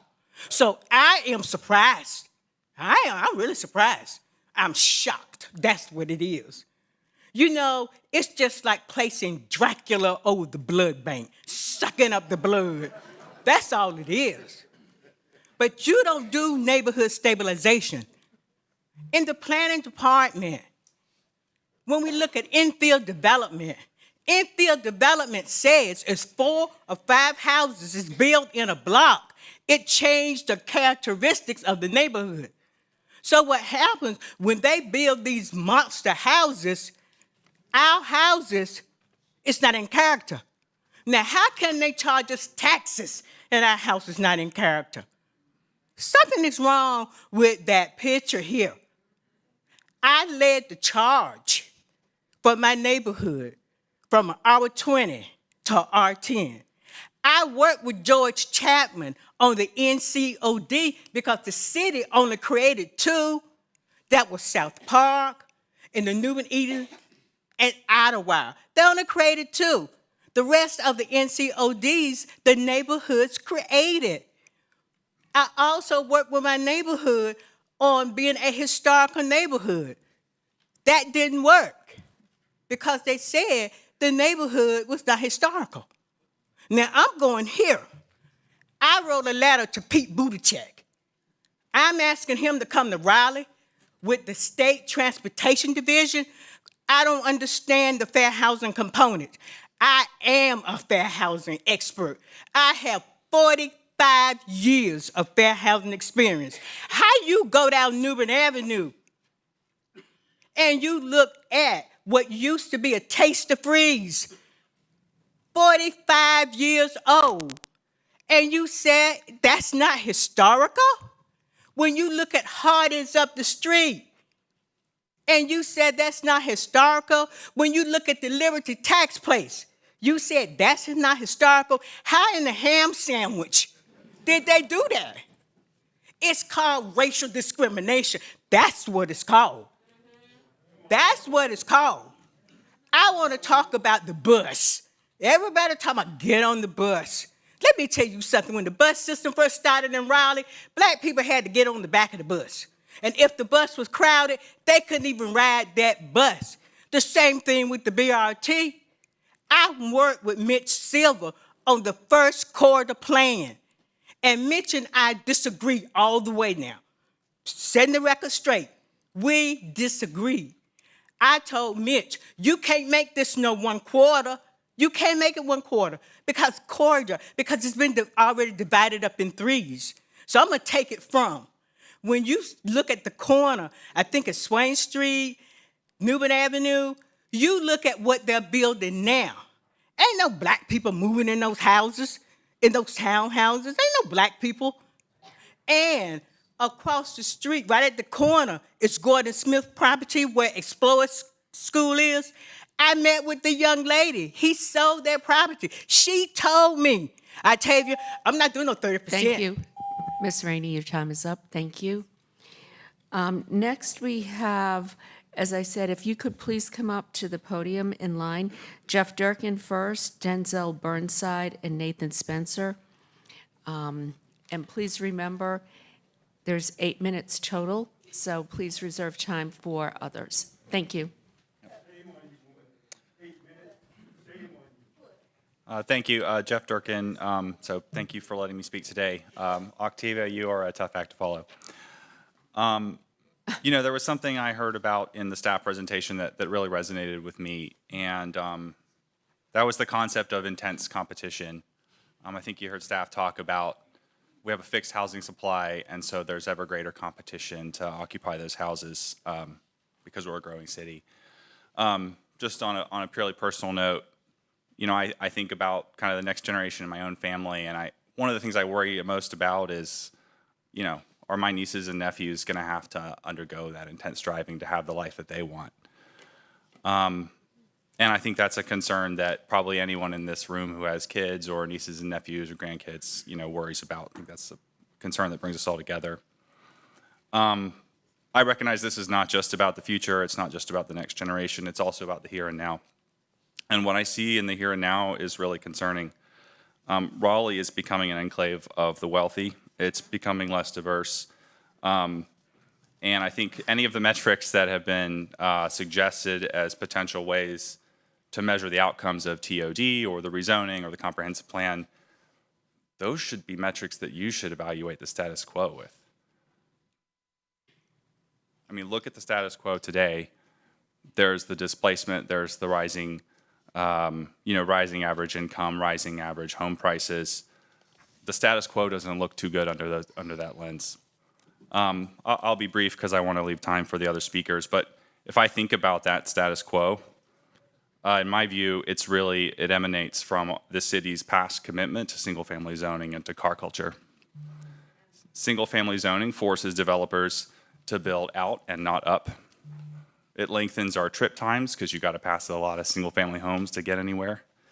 And when we've compounded that over the generations so that we don't just have sprawl in Raleigh, we have sprawl throughout Wake County.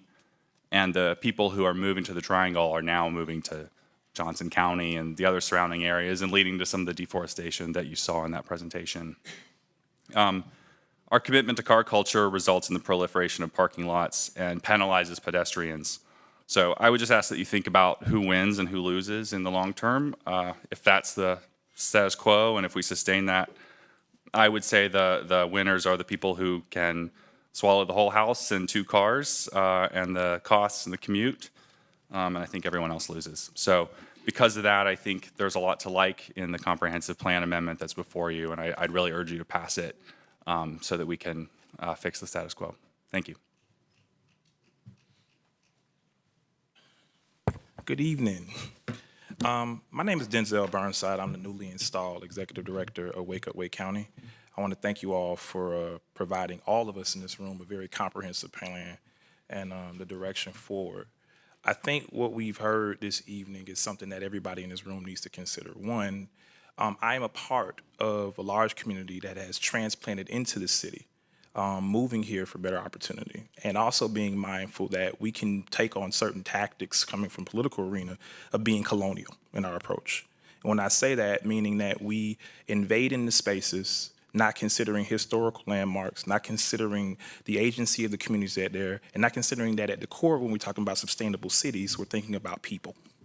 And we're talking about displacement of those people.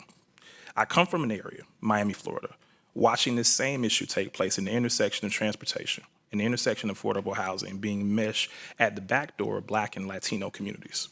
That oftentimes were not being able to be afforded infrastructure that was widely neglected. I come from a community where there is a middle-class Black neighborhood that was set up specifically from GIs that were limited in their housing choices because the city at the time decided, and county, to not avail any housing or zoning changes as we're seeing right now taking place off Newborn. And what that made for was us not being able to have the connection to that community that we wanted to see. So what I urge today, as someone who is lobbied on the state level and understands the challenges that you all face, trying to be able to evade and provide incentives that many in these rooms may not be able to understand or comprehend fully, is that I challenge you today to really consider deeply incentivizing action and forward growth. There are a lot of examples that I believe Jason provided to you today, and I work on the City Advisory Board for Environment. There's some things that you may have to consider in terms of resiliency. As weather patterns begin to change, these communities become blighted, where are they going to be able to get some of the assistance that they need when certain movements happen in terms of weather and climate issues? We at Wake Up Wake County completely support and endorse the plan, but we ask you to be equitable, we ask you to be concerned, we ask you to get back in the community and have more deeper dive conversations around all policies. And we want to be a resource to you. And that's my comment time. Thank you. Thank you. I love following the new executive director. He's amazing. My name's Nathan Spencer. I formerly was on the Raleigh Transit Authority. I take a lot of pride in the BRT corridor that is being constructed because it was given to us as a task to put together and look at as equitably as possible. We think that people moving here is a lot right now at 56 a day. Wait until the property values in Boston drop because it's flooding every day, or New York is having problems. People are going to start moving here even more. There's a document floating around from 2019 that Larry Jarvis referred to as having 25 Wells Fargo-sized buildings along Capitol Boulevard in order to keep up with population growth. That's acknowledging that people can move further out and live further out, but moving here. We are growing, we're changing. There's a cost to every single policy we make.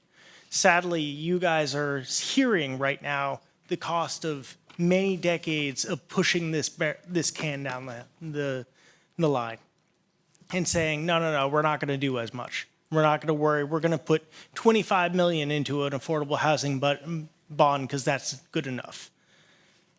We have to do more.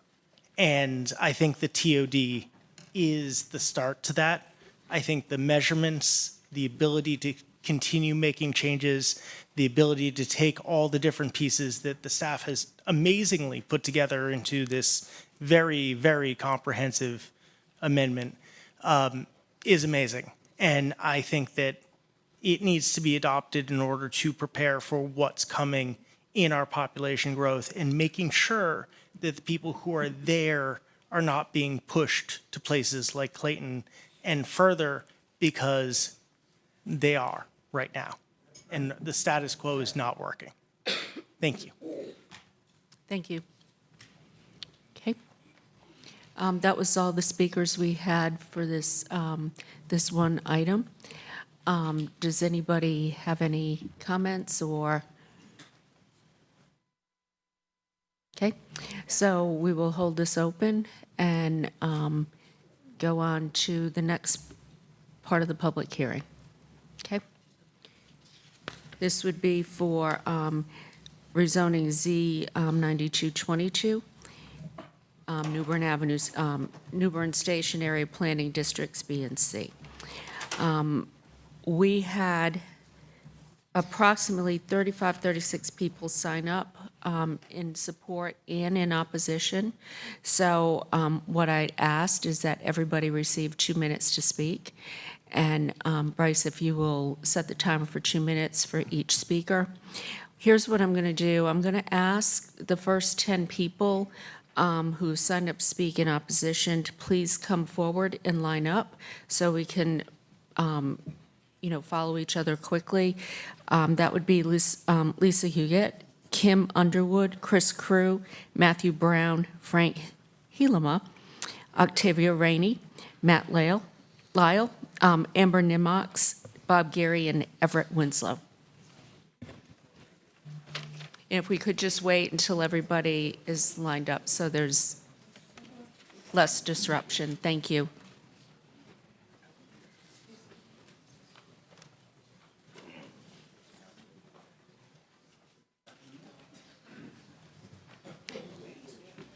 Okay, Lisa, if you would begin. Okay, the city's primary objective with BRT is clear: to reduce reliance on cars. Promises of affordable housing, job creation, and increased ridership were stated. They're all good headlines, but they're simply mitigations to offset the potential harms stemming from this massive upzoning. In addition, the research is mixed at best. Was the area already primed for development, or was the identification of a BRT running through that corridor a result of that development? I'm sorry, my notes are all over the place. I've had to rewrite them. This rezoning is not ready for a vote. A considerable scale back is necessary. Thoughtful development is needed here, not by right construction. This rezoning needs to be much more conservative because it sets the stage for the other corridors. We need to learn what happens with Newbern and then refine for the next corridors. I want to also say something about the affordable housing bonus density. Right now, this rezoning says everything west of the hospital should be upzoned to 5 stories. Let me remind you that 5 stories is cheaper to build than 6, 7, and 8 because they have to go to steel construction. So with a 5-story rezoning, you will not get any affordable housing bonus density. City Council, the onus is on you to safeguard Raleigh's rich history, traditions, and culture for future generations. Resist the temptation to reduce this monumental decision to a plaque on the side of the road. Let this not be the legacy of a once historic Black community, but a testament to our collective commitment to progress, equity, and justice. If each of you could give your name, and please, no applauding or jeering or anything. Let people each have their speaking time. We're here to listen to you all, but let's all be mindful and polite. Thank you. Kim? Hi, I'm Kim Schleep Underwood. I live at 537 East Edenton Street. And I'm very excited at the prospect of the BRT, but I'm against the TOD. And my reasons being, even witnessing all the progress that the commission staff has done through the past year, that I've unfortunately lost lots of precious family time educating myself and learning about this. But my points are taken directly from the City of Raleigh's website. First of all, the NCODs. Those were used as a promise to us to buy these homes. We came as an affordable housing neighborhood. My neighborhood comprises the 500 block of Mosley and Edenton. It's one block. We are thriving. We are stable. We are diverse. So more time needs to be spent looking at how to replicate that. And the way you do it goes against everything the TOD is doing to us. So don't take away the NCOD, please. That is a promise that was made to us when the last round of colonial or invasion or whatever word you want to put on what's happening, that's happening. Affordable housing, people have already said this. Lisa, the speaker before me, said it. There's no guarantee. The incentives are meager and they're a joke. I don't really need to go into that. Y'all can read. It's ridiculous. There will be no affordable housing from that. The BRT, as stated by the City of Raleigh attorney and people on the commission, is not, the TOD is not required, y'all. We can do the BRT, and I'll tell you this, do the BRT. But if you move forward with this aggressive and extremely large upzoning and you impact all our historically black neighbors, my neighbors beside me on both sides and in front of me are all black. We've been together and have a diverse neighborhood, as I said, and we want to get on the bus instead of being thrown under it. Put the money into the people and then adjust. Thank you. Chris?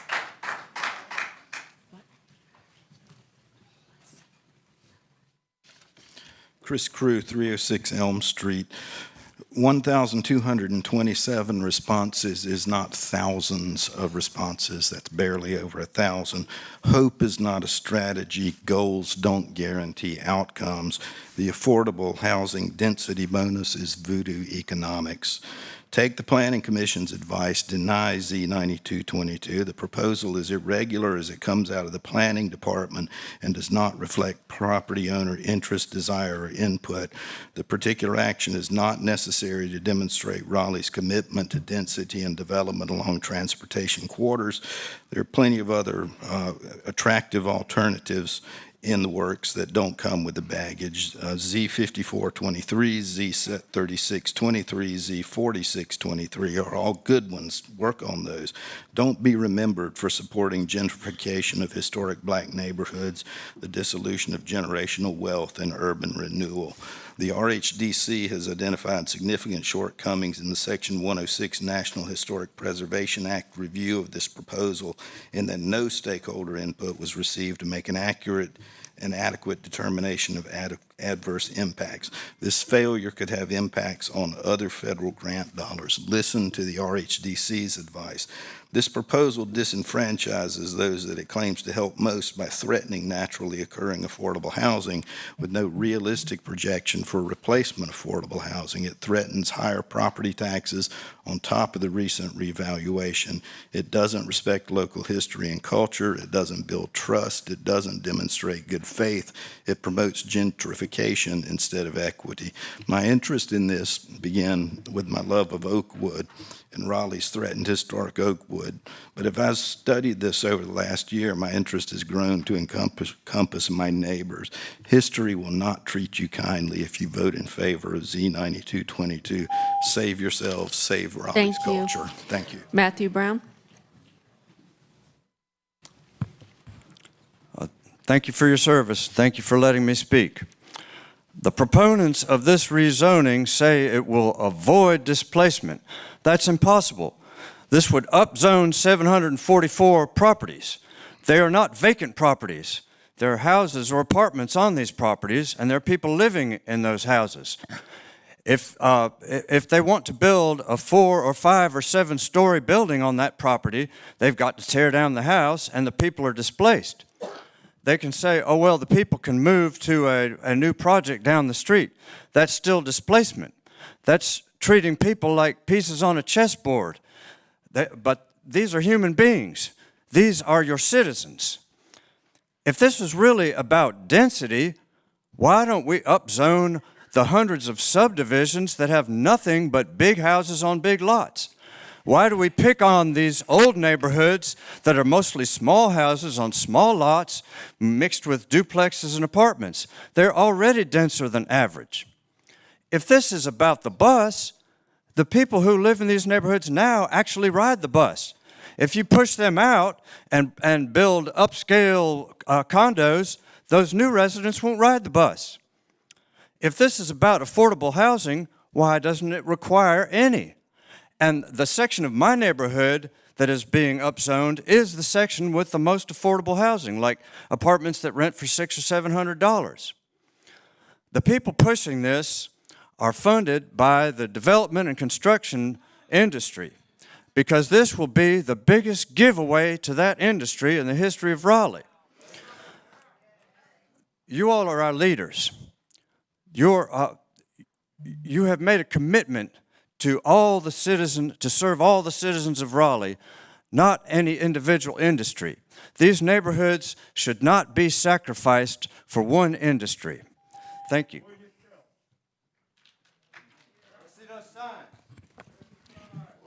Matthew, please.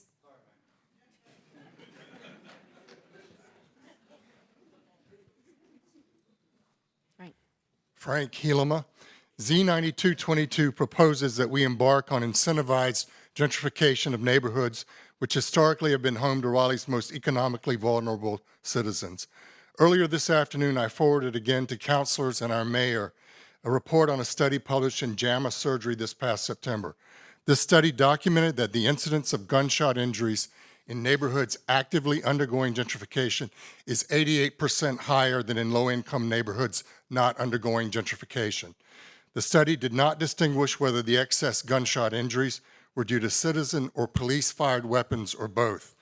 The lead author of the study, Dr. Molly Jarman, explained that the social disruption and residential displacement associated with gentrification might explain the findings. She reported that there's evidence that communities with good social cohesion have less violence, such as when people who live near each other go to the same schools, offices, or churches. But rising home prices that force longtime residents to relocate can disrupt that cohesion. The previous body of literature on how gentrification impacts crime documents that social disruption creates anxiety, uncertainty, and stress for the community as it tries to hold on and stay together. Policing changes as new, wealthier residents are quicker to call police to report perceived loitering or disorderly conduct, with more frequent stops and arrests of the unhoused population. One of the solutions to the problem proposed by the authors is to support policies to reduce the displacement of longtime residents, which would include affordable housing. Instead, in the proposed rezoning, our developer-friendly city planners have increased the height threshold for affordable units from 3 stories to 5, which guarantees that no affordable units will be built because of increased costs when going above 5 stories. This should be a poison pill to kill Z9222.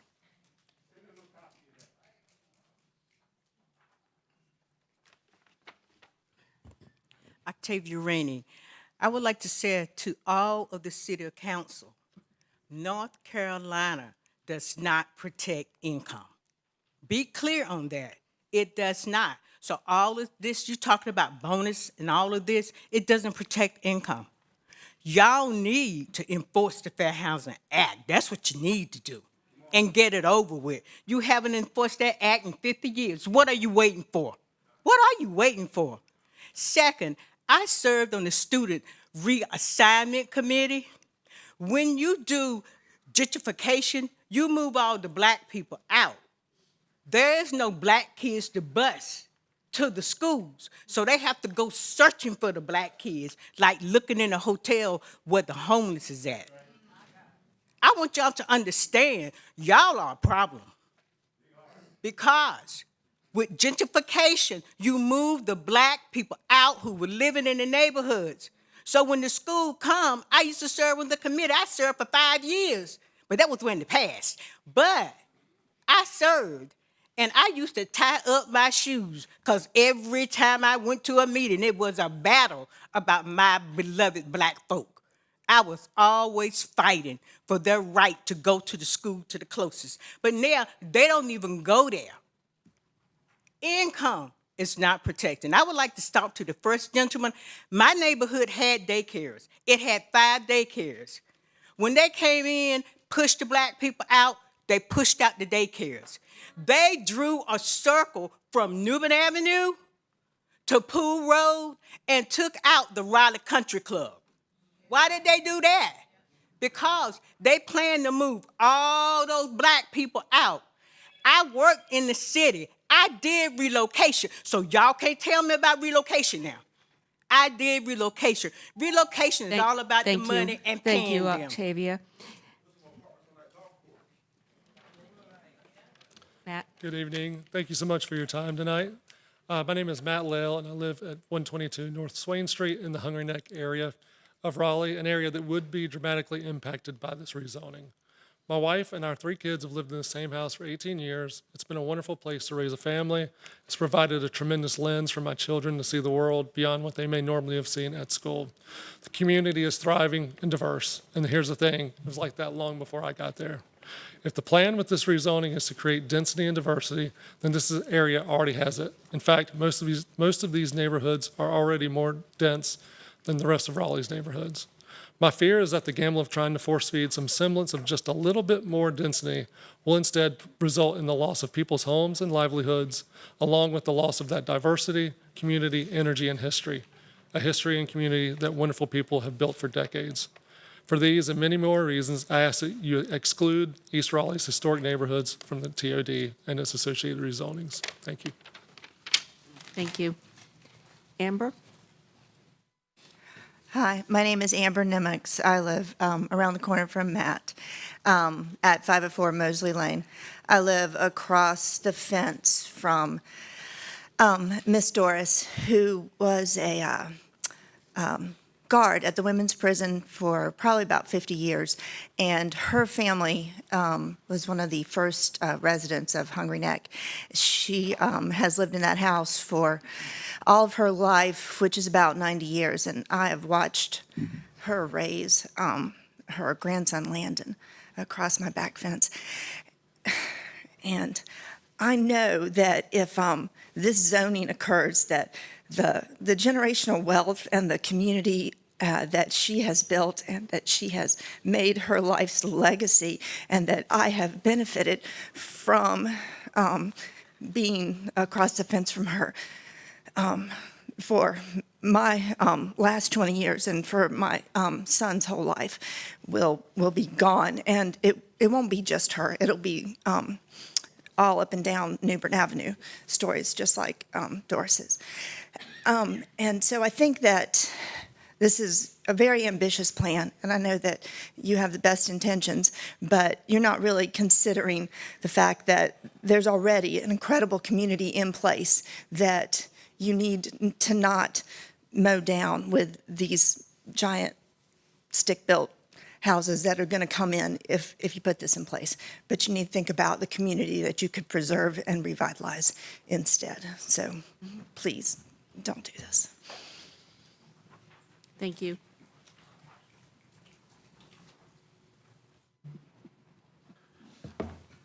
Good evening, Bob Geary. First, I want to start by thanking members of the council who met with Livable Raleigh over the last several weeks and/or came to our forum over the weekend.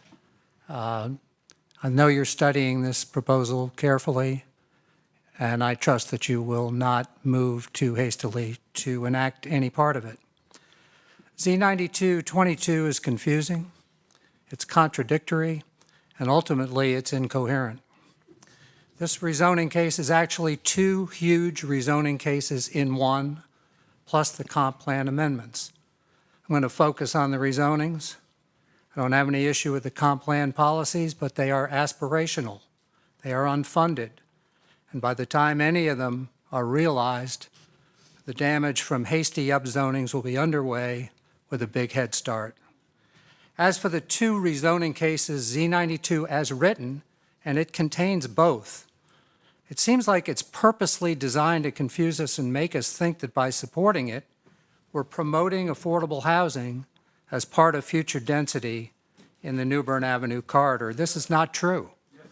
As written, the density will happen, mainly in the form of oh-so-typical 5-story luxury apartment buildings, while the affordable part will not occur or very little will, and actually it was not meant to occur.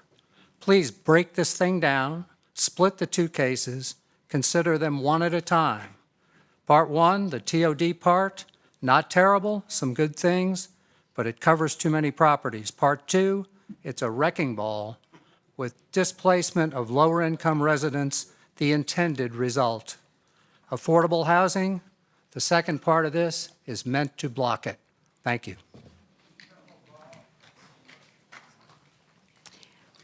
Could we have the list of names for the next folks? Luke, if you see your name coming up, Everett, I don't mean to interrupt, but if you see your name up here, please start lining up. Please go on. Thank you. I'm here to change the tack a little bit and tell you a story. I live at 525 and 533 East Edenton. My chickens, my tree house, my garden, and my fire pit are at 525, and my house is at 533. Next door to me is Kimberly Underwood, who spoke earlier. Next door to Kimberly is Lamont Watts. There's Lamont right there. Okay, so we have these three houses. These three houses are similarly situated. And here's what I mean. Same builder. All of them were built in 2000 when I moved in. The lots are about the same size. My house and Kim's house, same square footage, in fact, the same footprint and the same starting plan. Lamont's house, a little bit smaller, but not much. So if any houses are similarly situated, it's these three. All these houses requested an exemption from the TOD. Guess which one was granted? Kimberly's. One. So the two houses on either side, mine and Lamont's, were rejected. Now, Lamont originally submitted his request anonymously, but then I saw some emails between him and Mr. Mabel. So he's not anonymous any longer, and he actually said that he would bring it up at the next meeting. So I find something fundamentally wrong when similarly situated properties literally right next door to each other are subjected to unequal, dissimilar treatment. Something's wrong here. I hope you aren't simply taking staff's recommendations and rubber stamping their recommendations. Thank you. If you could give your name. Maxwell Gregson, 200 Lincoln Court. Thanks so much for letting me speak today. So I'm going to spend my time mostly talking about Special Request W28, but my opposition is not limited to Special Request W28. So my wife and I own and live at the property that's immediately adjacent to the property in question on Special Request W28. That property in question is 203 South Tarboro Street. It's applied to be included in the TOD, even though it was not originally included and it wasn't in most of the maps that were shown in the presentation. So I'm also here on behalf of a lot of my neighbors who also own and live in their houses in the Lincoln Terrace neighborhood who are also in opposition to this property's inclusion in the TOD. So 203 South Tarboro, like all of its neighbors, is currently a single-family residential house, and a single-family house has sat on that property since 1949. To include this in the TOD would fundamentally alter that property's historic use and drastically deviate from the uniform nature of the neighborhood, all of which is residential and is all of which steadily occupied. Moreover, this property is not contiguous within the proposed TOD site, and the FLUM is a low-scale residential area. So this would make to apply the TOD would make it RX4, and this property simply cannot support commercial use without infringing on all the neighboring residents' rights and enjoyment of their own property. It's a very small lot, and it wasn't intended to be in the TOD, and in fact, even the staff recommended denial of Special Request W28, but it hasn't been decided upon yet. So all that said, thank you very much, and I urge you to deny Special Request W28. Thank you. Thank you.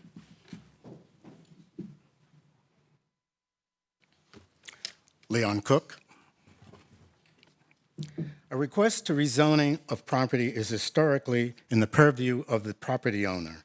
Does the city of Raleigh own the 744 listed properties in this case?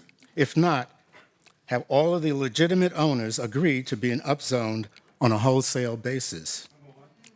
These and other questions need to be addressed and answered before this case goes forward. Why is affordability at 60% AMI or below not factored into this case? In some situations, density can be a good thing. No one is opposed to increased density. It's how it's executed. With this upzoning, developers can build up to 5 stories without any consideration for affordability. There are 2 rezonings that are way below this, but I won't mention it now. Residents along the New Bern Avenue corridor comprise many of the people who keep this city humming: policemen, firemen, sanitation workers, and others who during COVID were considered essential workers who must work to keep the city functioning. How many of these essential workers will be able to afford the proposed more dense housing options with the salary that the city provides? For that matter, how many residents who are homeowners will be able to continue to live in their homes, which they have had for years and decades? This corridor has been basically and perpetually ignored by the city for years. All of a sudden, now it's being popular. Why is that? Who benefits? What is the acceptance rate of the density bonus that's so far? It's been in effect 18 months or so. Again, a lot of questions that need to be addressed before voting on this case. When some of you ran in 2019, you provided affordable Thank housing. you, Mr. We Cook. should have Your asked time is out. affordable for whom? Your time is out. Thank you.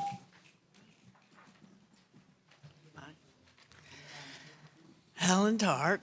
I have been working on advocating for better transit in Raleigh since 1989, and am very much in favor of the bus rapid transit, which is why I am not in favor of this rezoning, because it does not it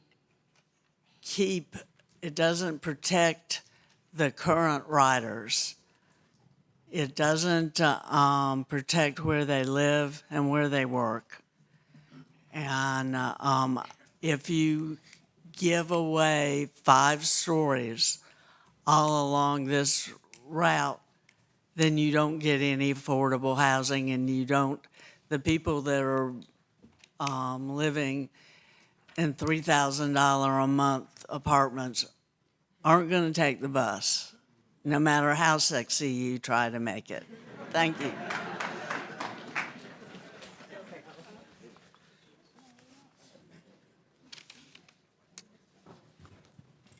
Cole McMullen. I'm opposed to this case because I think it gives housing density away for free. I think the increase in base zoning that this case allows before the density bonus kicks in is a giveaway that doesn't benefit our community and will only amplify inequality and ultimately lead to displacement. I do think density is needed along this transit corridor, but it needs to include community benefits such as guaranteed number of affordable units and funds for fire service and infrastructure, just as another example. I think a much more measured and nuanced approach is needed along this corridor. BRT should be designed to benefit both current residents and future residents. And to do that, this corridor needs to be rezoned, even if it's just one piece at a time. I'm concerned the city is biting off more than it can chew with this case, and it raises concerns that doing so may be a lack of discipline and poor stewardship. Thank you. Julie Manley, 106 Northeast Street. I really don't have any prepared remarks. I'm just here to really voice my very, very strong opposition. It breaks my heart to think about this rezoning passing. As my neighbor Kim Underwood said, I'm all in favor of bus rapid transit. Transit is important to us, but rezoning, Raleigh's, like most historic neighborhood to 5 stories, and then, saying it's for the benefit of, underserved or, marginalized communities is, I mean, it's all for the developers. And, maybe it'll increase the tax base for the city of Raleigh, but it's all for the developers. I live at the corner of East and Edenton with my 3 minor children. I've been in the neighborhood for over 17 years, and I strongly oppose this rezoning. Thanks. Hello, my name is Alfreda Klinkscale. I live at 9 North Fisher Street. And I'm not really familiar with all the ABCs, 5, 9, 6, 7, 8, 9, what y'all call it, okay? I'm not real familiar with it. But one of the things that concerned me about one of the gentlemen's talking about California and how is, the blacks have been ruled out. But those black people, as I've seen on TV, on the news, are living in tents on the street. They're still there. And now in Garner, I see they're starting to put tents up on South Sanders in the woods. These people are still here. And I don't understand how, when you're talking about the, oh God, the thank you, where you used to go get your license on New Bern Avenue Street? DMV, thank you. DMV, thank you. I saw in the news that when they was moving, they said, we're gonna move because we can't afford to be here. Okay, look at all these taxpayers here. That money's coming to the city. I am a single person living in 9 North Fisher Street that have to pay taxes all by myself. Why is it so? It's like I can't afford to live in North Carolina and I can't afford to leave North Carolina. And that's sad. I used to love calling North Carolina my home, but I don't feel that way anymore. And that's sad. And it's like, what in the world is going on here? Somebody needs to take a look at this. Thank you. God bless y'all.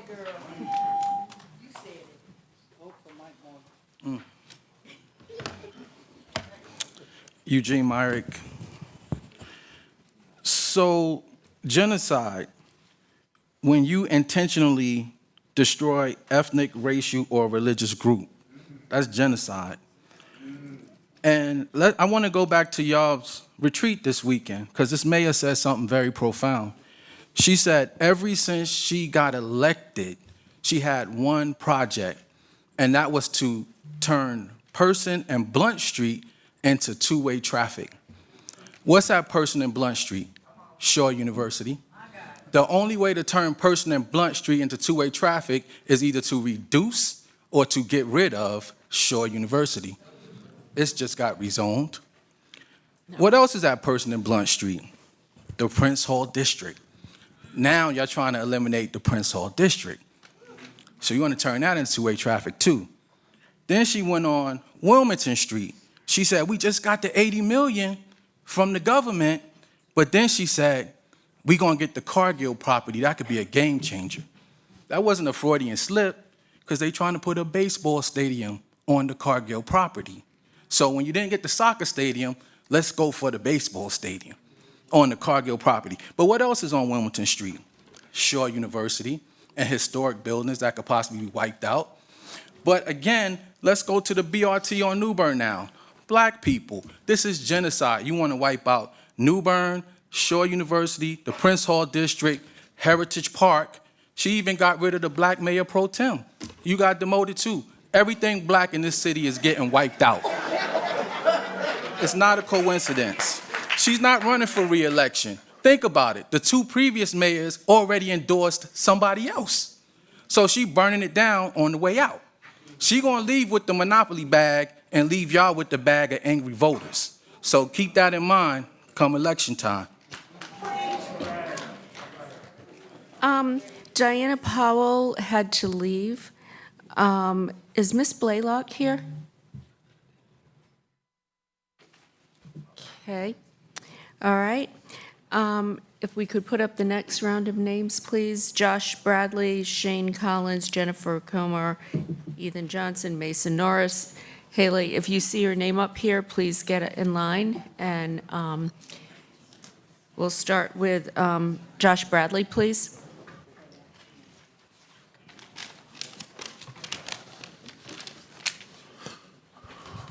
Okay, I can't see y'all when I'm looking at this. I'm sorry.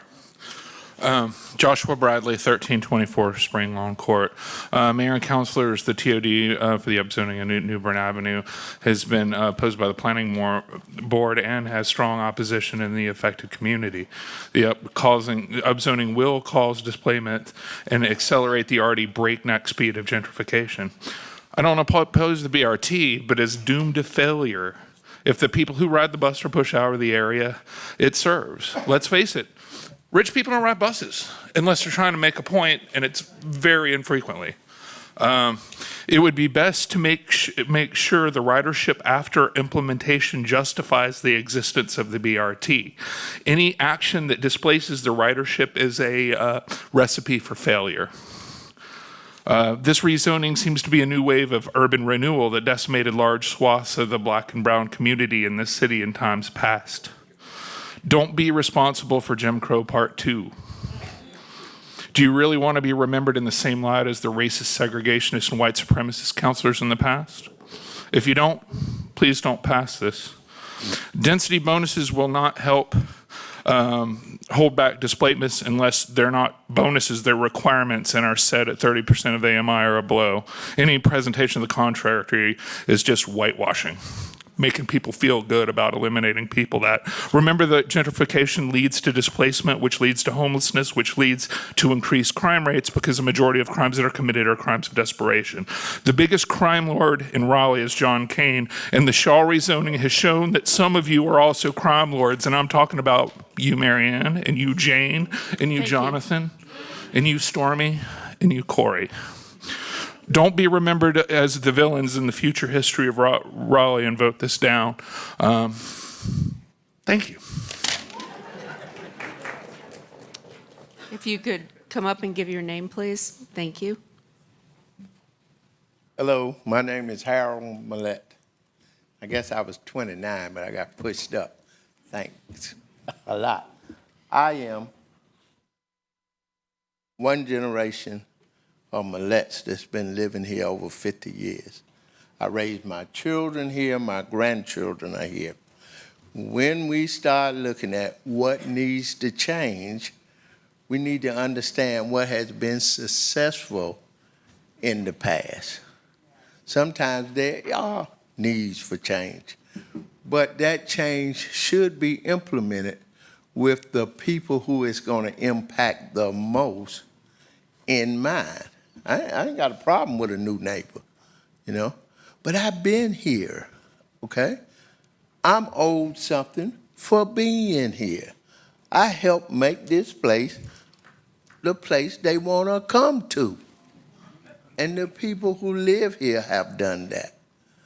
So I'm real concerned when we have these policies that seem to be bent towards who else can we bring here, okay?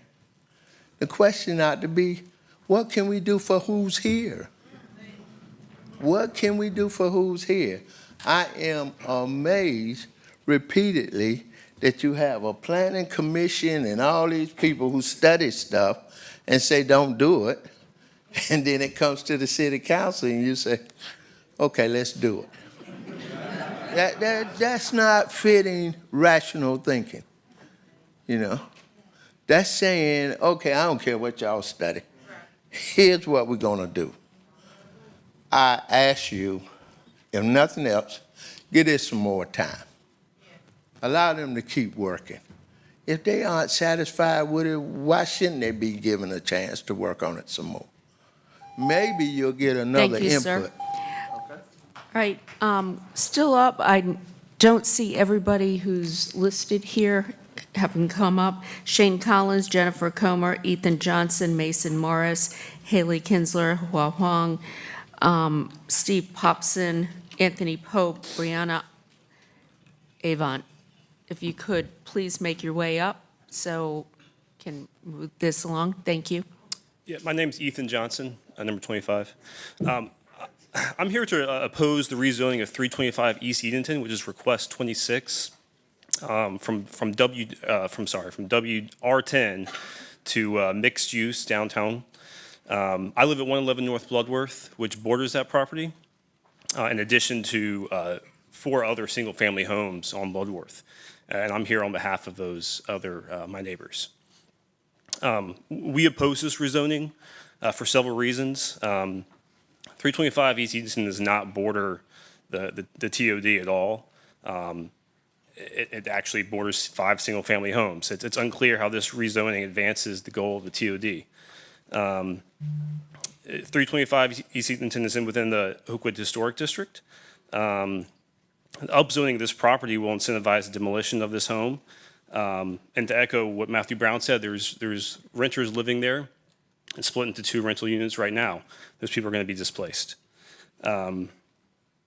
It does not appear to be related to the TOD at all. It was made by a third-party consultant of Entitlement Preservation Group.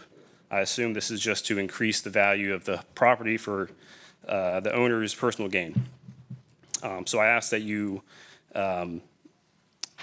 do not approve the rezoning of 325 East Edenton. Thanks. Thank you.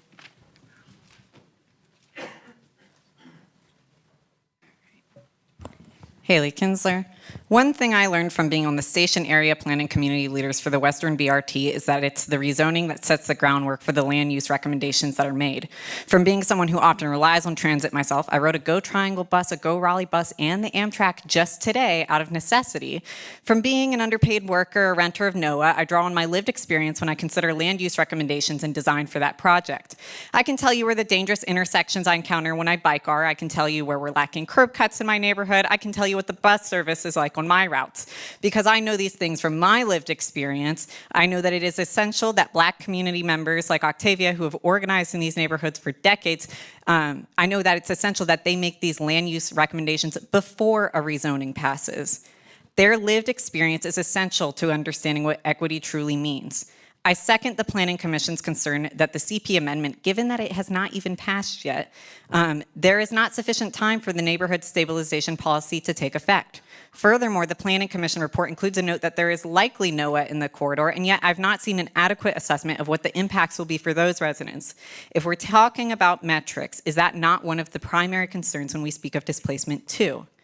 If we want to talk about a lack of investment in low-income housing, you can simply read the city's budget.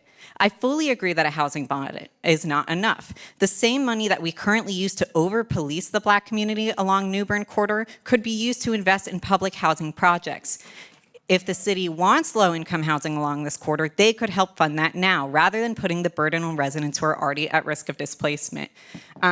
Having gone through the same process with Western and being on the other side of that now, there's so many things that I heard tonight that I didn't hear when I was going through that rezoning process then. We were set up as the last hearing on the agenda, and I was here for hours before I was even able to make my voice heard. And that was several times that happened.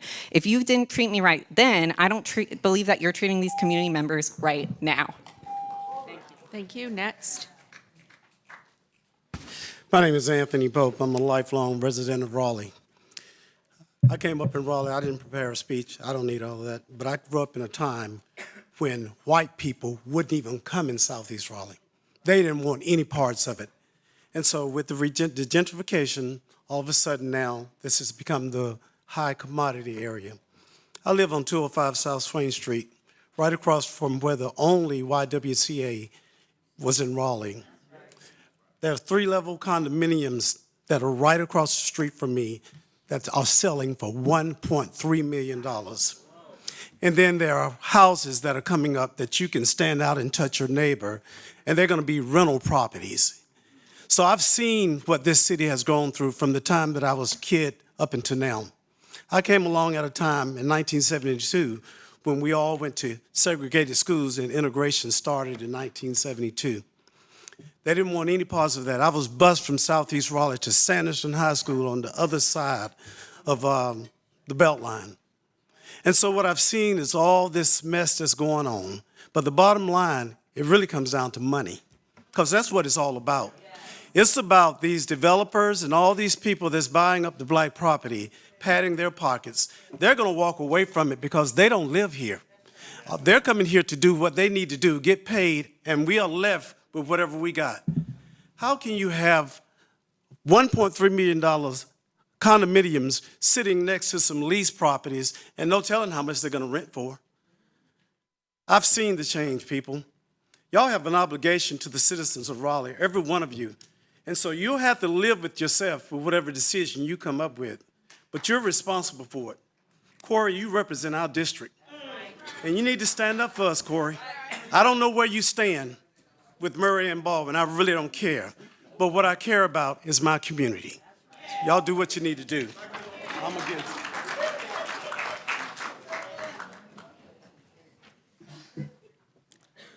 Hi, my name is Mason Morris. I'm a resident of District B and the incoming Raleigh branch representative for the North Carolina Triangle Democratic Socialists of America. That was a lot. Most proponents of this transit overlay district will reflexively tell you that it's good for the community because it promotes the construction of more housing around public transit.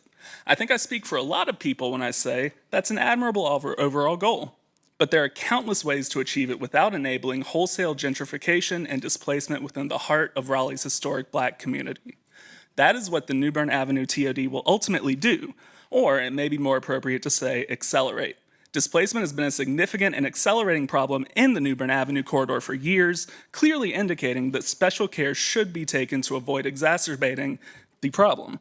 The primary measure touted to curb displacement is the density bonus, allowing a bonus of up to 50% added height, rounded up, of course, to buildings in the TOD.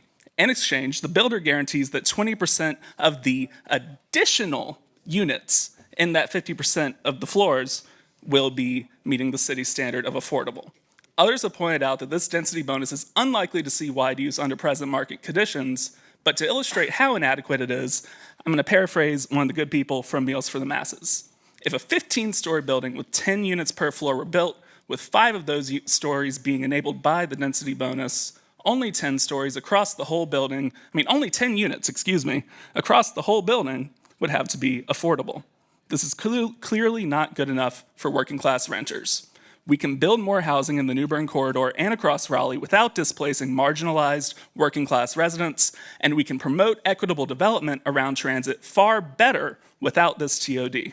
Listen to the community, listen to the Planning Commission, and reject the TOD. Thank you.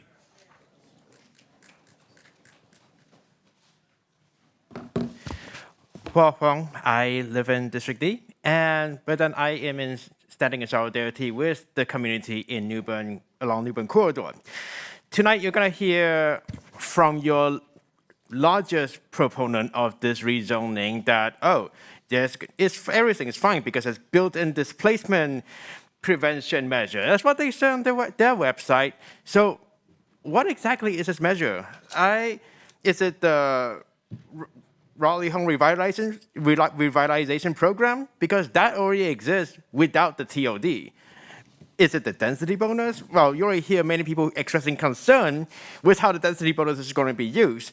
It doesn't keep people from being displaced. It just builds new housing, and developer can choose not to use it. And to date, I don't think I see any developers so far who has actually used the density bonus. So, and I'm gonna give you a brief rundown on some math that a fellow comrade of mine did, and it basically shows that 20% of a 20% equates to the same thing. So, like, you do the density bonus, at best you're gonna get like 6.67% of housing that's even more affordable. So, getting that math out of the way, I'm also just gonna bring out a few extra points. I'm glad that Ms. Octavia brought up about the history of how black people used to be in the back of the bus. If you displace people and they can't ride the bus, how is that any different from what happened back then? If you actually care about the transit issue and ridership, why did the city remove the bus shelter in front of Richard B. Harrison Library and the bench? And also, I just heard earlier somebody making a request for getting removed from the thing, and they got denied. What's going on? Is there racial discrimination happening? Because if staff is doing that, how can you get people to trust that you can do right with Thank you. helping them. Thank you. Your time is up. My name is Steve Popson, and I've lived on New Bern Avenue for almost 20 years. In 2021 and 2022, I was one of the BRT ambassadors that Jason and his staff employed to engage residents in conversations around the BRT and the development around it. I participated in numerous sessions with city staff, the consulting firm, and residents, and the general tone at that time was that no new zoning would occur in residential properties. The BRT, the city's own BRT website said, and I quote, "The TOD is not likely to be applied to residential neighborhoods," end quote. So at the conclusion of 2022, I was shocked and disappointed with hundreds of other residents when I received a postcard saying my property would be rezoned. The next step was an online portal to leave comments and request our property to be exempt. And you've heard comments about how that process went. So was this process fair and equitable, I asked council. I urge council, like many others, to use patience in your thoughts on this generational rezoning. I understand completely that development can, will, and should occur, but I hope it can be done in a way that merges existing neighborhoods with thoughtfully planned development. I understand and respect the opinions of those in favor. However, the way the current proposal is written, those goals will come at the expense of those living currently on the corridor. I believe these goals can be accomplished with collaborative, thoughtful dialogue instead of a universal, unilateral green light. Thank you for your time. Thank you. So is Shane Collins, Jennifer Comer, or Brianna Event here? Okay, could we have the remaining names, please? I have Lyle Adley Warwick, Charity Lale, Laura Harris, and Tim Martin. If you could come up, please.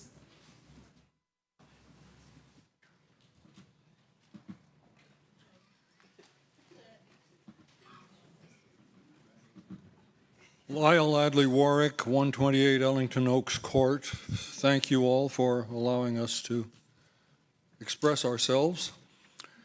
I'm generally a strong advocate of public transportation and a public transportation user, so I favor bus rapid transit.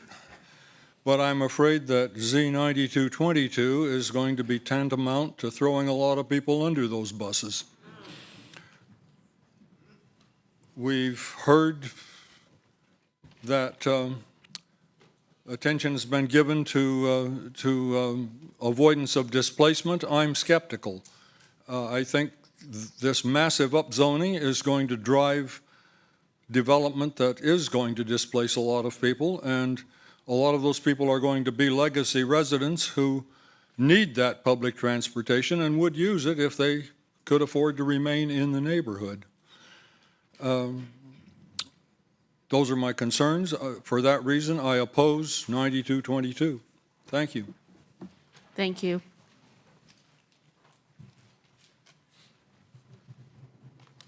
Hi, my name is Charity Lale, and I am at 122 North Swain Street. To me, one of the biggest negative impacts to the communities for the TOD rezoning goes to the families. My husband and I have lived here for 18 years, have raised our 3 children there in that part of the town, and it's been wonderful to have such a community as a family. We love all the diversity that our community offers. We are in a house that we plan to grow old in. Our hope is that when our kids come and visit, when they leave the house, they will be able to come home to the same home and to the thriving neighborhood. While we're currently not directly impacted by the rezoning, there's little doubt that the character of our neighborhood, and more importantly, the historically Black neighborhoods, will drastically change around us. And while a museum sounds like a great idea, what is the point of a museum if there's no one to actually go visit it? But for others, it's not just character that would change. Many of the homes in the path will be surely Many of the homes in the path for what is surely to come will be the homes to families for many decades. If those homes aren't there, they'll be completely torn down in the name of progress. But there's little doubt that the homeowners will actually feel the pressure, and they'll sell out to developers who are not going to care about our family's history or legacy of the community. Long-time families will leave, and this will be the history and the charm, and it'll be gone, the lifeblood of East Raleigh. Please exclude East Raleigh's historic neighborhoods from the Transit Overlay District and its associated rezonings. Thank you. Thank you. Is Laura Harris or Tim Martin here? Okay. All right, we will move on to those who in support. If we could put the names up, Luke. Sorry.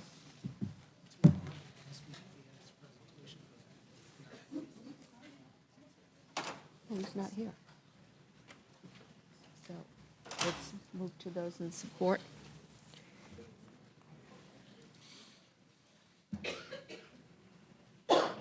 Okay, we'll start with, if you could line up, please, Jeff Durkin, Leo Suarez, Robert Ridings, Evan Bost, Chris Herndon, Adam Chasen, Andrew Bissett, Tom Berry, and Will Choi.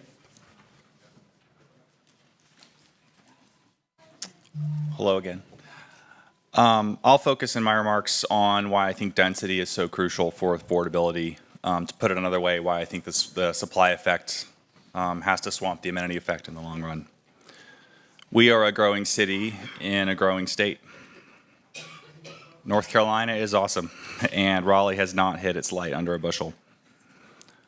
We are flooded with people moving in, and it is going to be a very long time until we are not a lot cheaper than California and New York and all those other cities that people move from.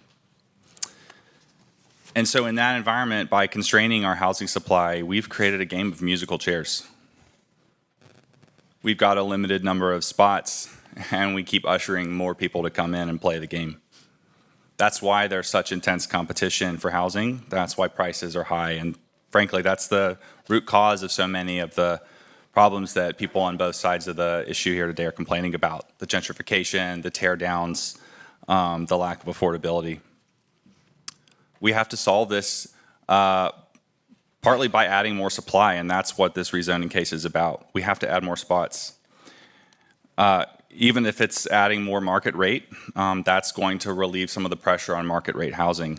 I'm fully in support of adding more subsidized housing, using city capital to buy or provide gap financing for more units. But I'd ask you to imagine if you cap the size of our market rate housing supply, the prices of that are just going to keep climbing into the stratosphere. And it won't be long until middle class, that's teachers, that's first responders, people who work for the city, people who work in restaurants and other businesses, have an even harder time making it here than they do today. So I think other people will talk about all the amenities, all the benefit that this will bring to BRT, but just on the affordability, I think more supply is crucial.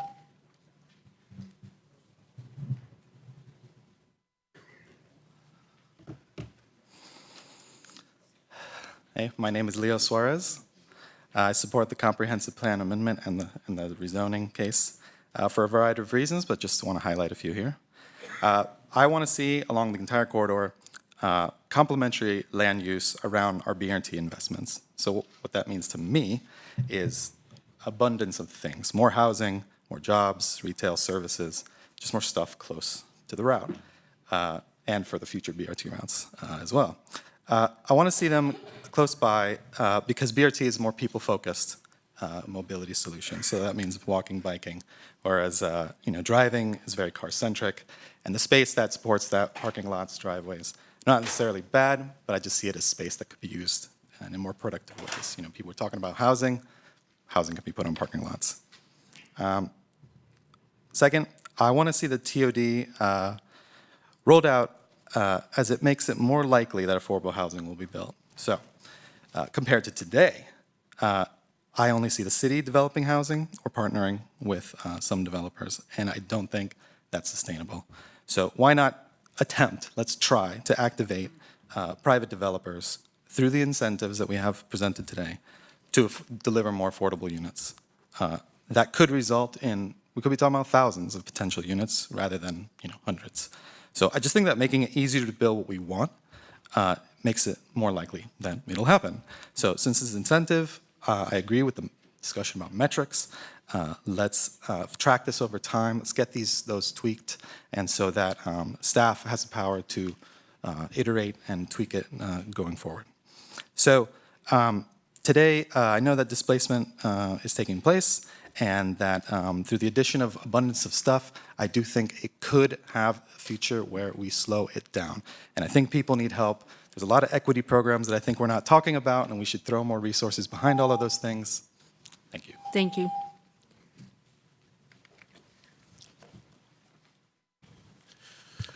Hey, my name is Andrew Bassett. I live at 417 West Peace Street. I'm a grad student at NC State. I'm a climate justice advocate and a frequent user of the Go Raleigh bus system.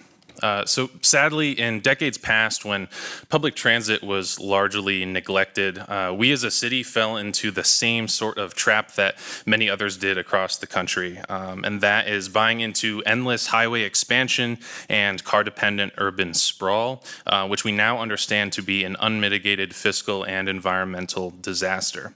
And I mean that very seriously. The dense transit-oriented neighborhoods and the concrete jungles of, say, New York City are responsible for per household significantly less carbon than the most energy efficient tree-lined detached home neighborhoods that you can find. Climate policy is land use policy, is transportation policy, and in Raleigh, it all starts here. To sustainably handle the transportation needs of a massive influx of new residents over the coming decades, it is imperative that this first attempt at bus rapid transit is a resounding success. Not only to set the tone here among current and future residents that yes, you can reliably and conveniently get around without a car, but importantly, to prove to the federal government that we are taking multimodality seriously enough to warrant more funding in the future. Encouraging dense, transit-friendly land use, like that which would be enabled by this rezoning, is often something of a criterion for that funding. This rezoning is a land use question, and the land use along our first rapid transit corridor must be supportive of it, not just to encourage sustainable development patterns when development inevitably occurs in an area so close to our downtown, but to ensure that in the future we can provide more public transportation, fewer emissions, fewer automobile deaths, and a healthier, more equitable, and more vibrant city. Thank you for your time. Thank you. Hi, my name is Robert Ridings. I live on Votive Lane, which is about a hop, skip, and jump away from the future Trawick Road station along the BRT. I can't wait to ride it. And I'm very worried that it will not be sustained with the current development patterns that are in the area right now. It is not conducive to transit at all. And as a proud East Raleigh resident who has spent all my adult life in this city and very happy to call it home, I urge you to also consider the views of those who live further east along the corridor. There's been a lot of talk about people living near downtown, the historical neighborhoods, Oakwood, etc. But for those of us east of Wake Med, we don't just want this, we desperately need it. Our side of the city is ignored and neglected for generations. We need a shot in the arm of new investment, new infrastructure, new goods and services, new housing, new retail, you name it. Because when I look out my door, I don't see a friendly historic neighborhood. I see a dilapidated old shopping center where apparently there's been muggings a few nights a week for as long as I've lived in the area. And not to mention dilapidated old budget motels full of bed bugs and drug dealers, and just bad development all along. That part of New Bern was once a highway. It's not a highway anymore because we now have other highways. I-87 is the main east route. So can we act like it is a city neighborhood and make it part of Raleigh's integral neighborhood format? Let's get better development, better growth, better planning out there. I think the TOD does it because nothing has been done on that side of town since before I was even born. And it's time somebody does something because we need it. Thank you.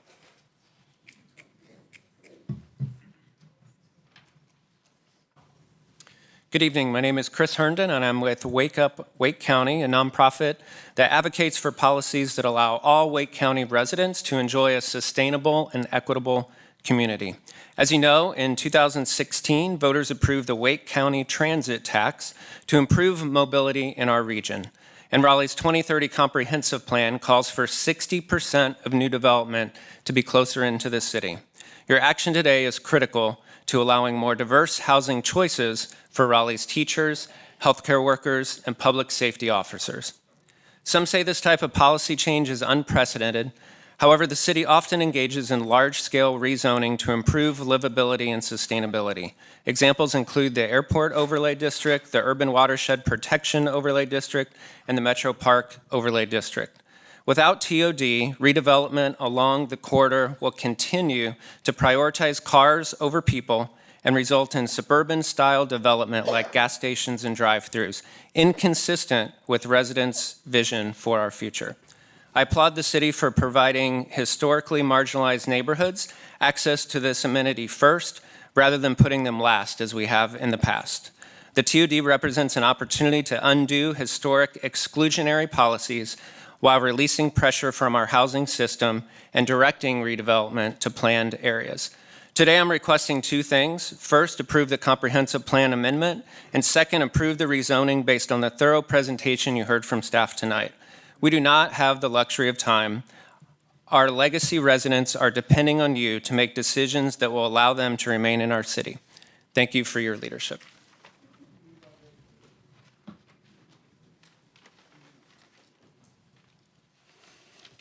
Good evening. I'm Tom Barry. I live at 811 North Bloodworth Street in Mordecai, and I chair the Board of Directors of Wake Up, Wake County.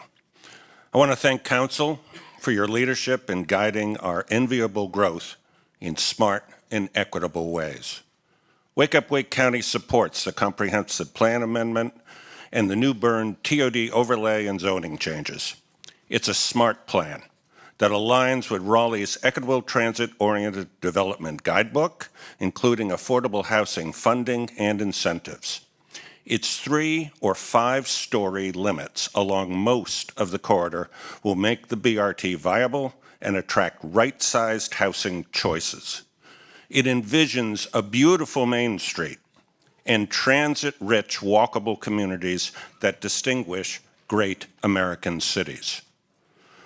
We understand that Council is considering referring the zoning changes to a committee. We hope you don't. If you do, we urge you to focus on further work on ensuring equitable development and support for communities the BRT serves. The New Bern Station Area Plan recommendations to prevent displacement should be prioritized. This is an urgent matter and crucial decisions that should be resolved as soon as possible. The housing market has entered a slowdown, and in an election year, federal funding is precarious. Now is the time to act before the housing market further cools or the political winds shift. If we wait too long or the ordinance's scope or density are reduced, the development, transit needs, and communities served by the BRT deserve may falter or simply move elsewhere. Thank you.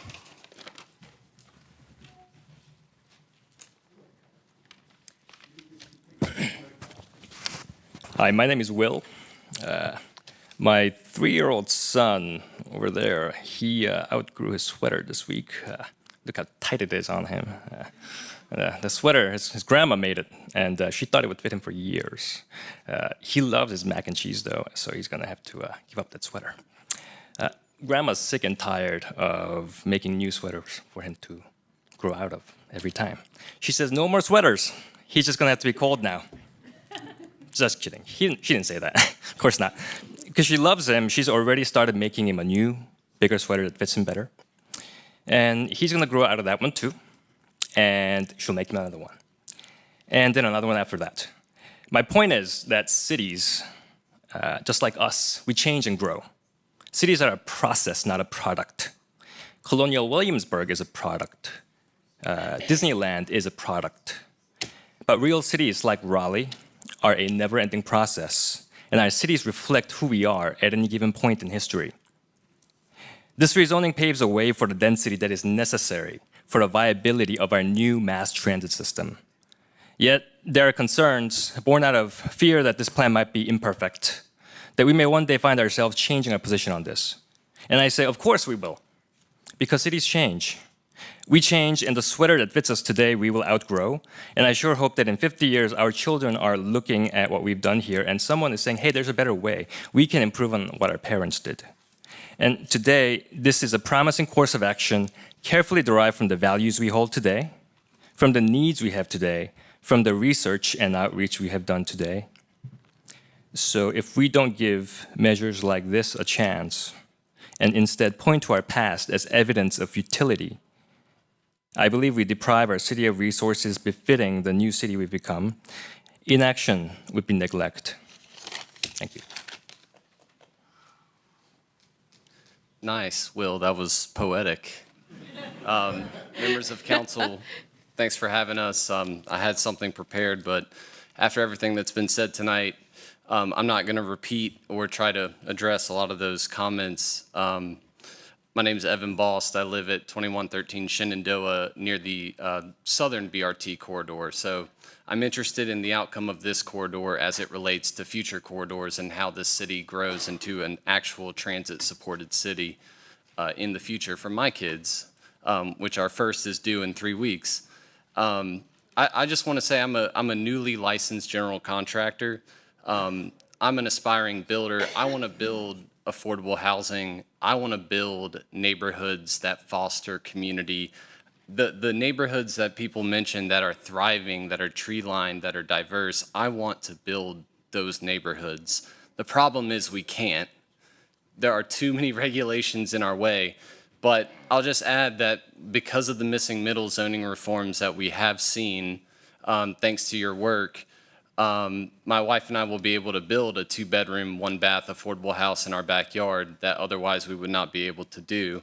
And many of the people here tonight in opposition of this rezoning were also at the opposition of that text change. So change is hard, but without change, we are going to continue down a very auto-centric, traffic-choked, drive until you qualify, Austin, Texas, Atlanta, Georgia, sprawled out metro with no good transit. Housing will just continue to get more unattainable.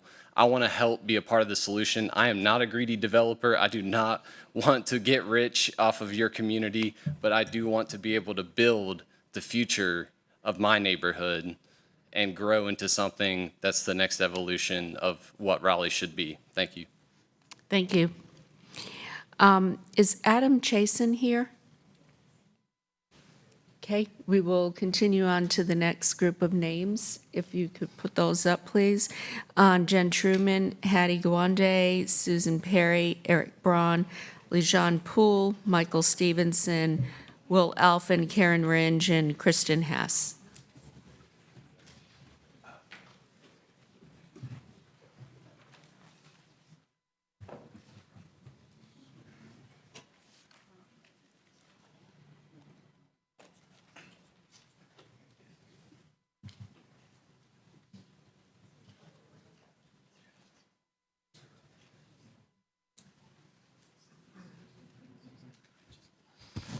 Hello, everyone.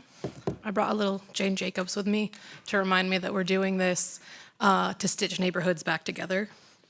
I'm speaking tonight, not my own comments, but I'm reading a letter from the Raleigh Transit Authority, of which I am now chair starting this month. It's a good start to the year. We are here to share thoughts of support and of consideration.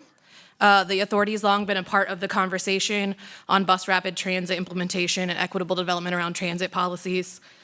We've often advocated for Raleigh to be thoughtful of how land use and transit must work together to achieve our shared goals of economic revitalization, job accessibility, traffic congestion reduction, affordable housing, public health improvement, increased bus ridership, reduced parking demand, climate change mitigation, accessibility, social equity, and community connectivity.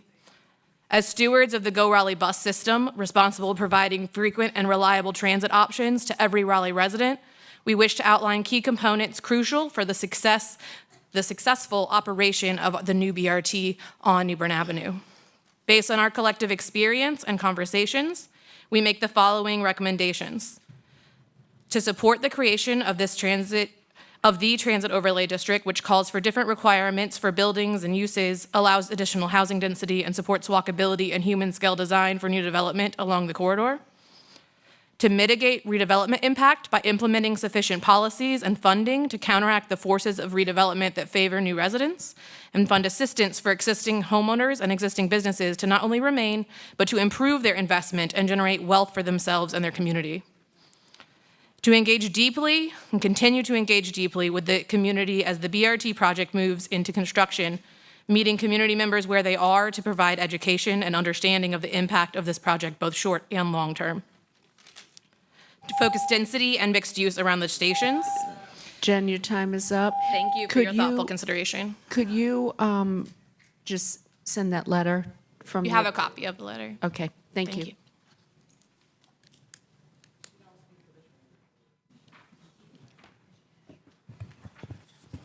Hi, my name is Hattie Gawande. I live at 2481 Stevens Road. I'm on the Wake Up Wake County Board of Directors, and I'm a longtime member of the Wake Habitat for Humanity Advocacy Committee. But most importantly, I live in the New Bern corridor. I live in the Longview neighborhood, and I work in downtown Raleigh. As someone who lives, works, and travels along the New Bern corridor every day, I support this rezoning. Raleigh is short nearly 17,000 homes. In my neighborhood, we have been seeing the consequences. Without enough homes, buyers with money who want to live inside the Beltline are purchasing older houses and flipping them. My neighbors and I watched avidly when a house at the corner of Longview Lake Road and Chatham Street underwent a bank sale and was listed at $250,000 a few months ago. After weeks of down-the-block lines of prospective buyers, it sold for $850,000 and is now undergoing a gut renovation. My point is this: the New Bern corridor's current zoning is not slowing the pace of gentrification. It is just ensuring that the homes that we have are going to the highest bidder.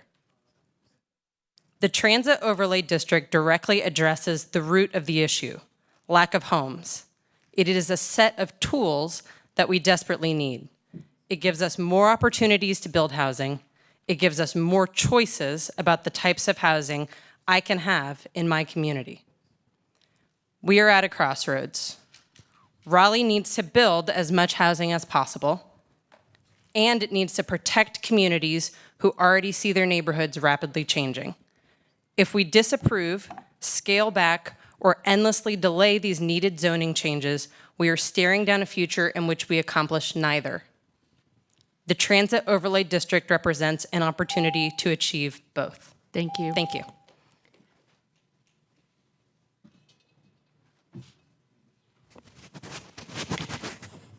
Good evening. My name is Susan Perry. I live at 609 East Lane Street in Oakwood. I babysit daily for my grandchildren on Hargett Street, so I cross the proposed route on foot with kids, a stroller, and a backpack maybe 2 to 3 times a day. I rarely see people walking, shopping, or doing business. Traffic speeds by as I try to cross. Sidewalks are inconsistent, sometimes non-existent. It honestly feels unsafe and hostile if you're not in a car. I strongly believe you should approve the amendment and the rezoning. These are the reasons why. First, climate change. If we don't plan for sustainability today, Raleigh will become less desirable and less livable for all its citizens. Fortunately, the steps we need to take to shift meaningfully from cars to cleaner transit are the very steps that will provide opportunities and more independence for older as well as younger residents. Secondly, your very thorough process. I am so grateful tonight, having listened to the description of the years of planning and careful thought that went into the creation of this plan. Your early survey showed large majorities favoring dense multifamily dwellings around the line. Your plans to support, build and subsidize affordable housing and to generously grandfather nonconforming businesses are very important to the effort. I take your commitment to address these issues seriously, and I know that you will continue to work with communities on the route as the project moves forward. Third, the change is already happening, as everyone has pointed out tonight. Large single-family houses are replacing modest homes as we speak. That march will continue raising property values as it goes, and voting against this plan won't stop that. It will just allow a free-for-all to decide what New Bern becomes, a free-for-all that will definitely not leverage the more equitable, life-enhancing resources that the plan provides. Thank you very much Susan. for your time. Eric Braun Eric was next. Do you have a handheld? Okay.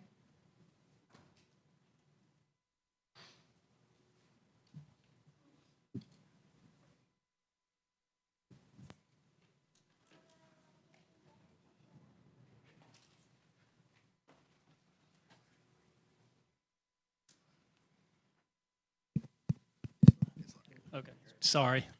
Appreciate the helpful accommodations. Good evening. My name is Eric Braun, and I'm here as the founder of Raleigh Forward. My address is 3316 Rock Creek Drive. As you've already heard, voters approved the Wake Transit Plan in 2016. It established revenue streams of taxes and user fees for improving the bus system and building 4 new bus rapid transit lines across the city. For this plan to succeed, Raleigh needs substantially more housing along designated BRT corridors to drive ridership. Applying TODs to properties along BRT routes like New Bern Avenue is one action this council can take to ensure ridership reaches levels that justify building BRT.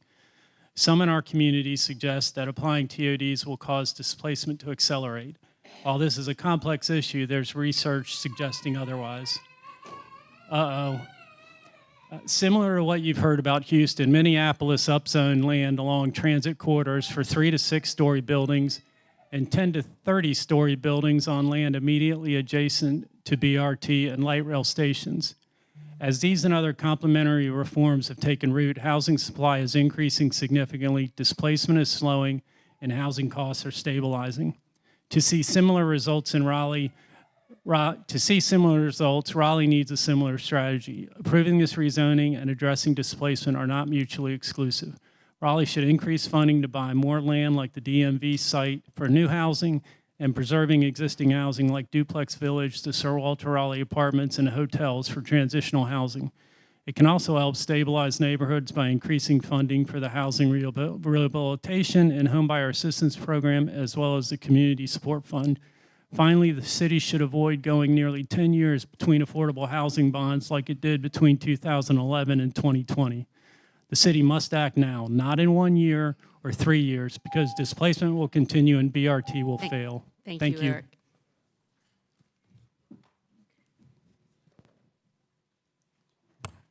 I'm LaJean Poole. I own 2 properties on New Bern, 1246 and 1250.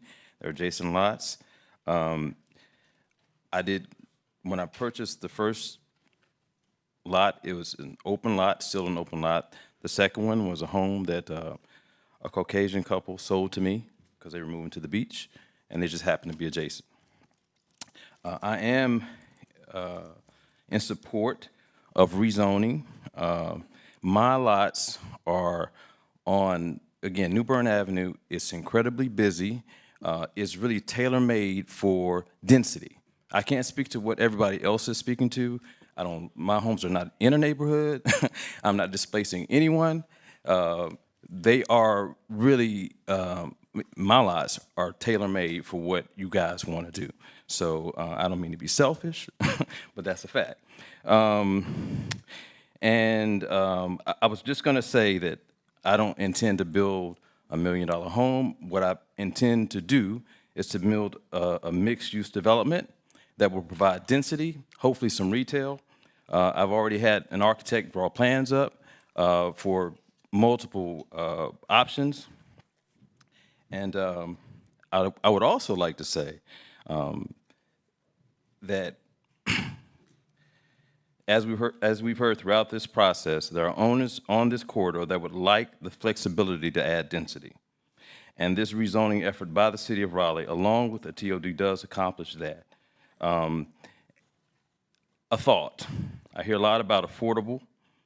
I do think there needs to be more focus on subsidized or mixed income housing rather than just affordable, because I think that a lot of the affordable housing, according to current metrics, will not adequately assist those being displaced and are at lower income thresholds. So I think that you do have more tools to use. Thank you.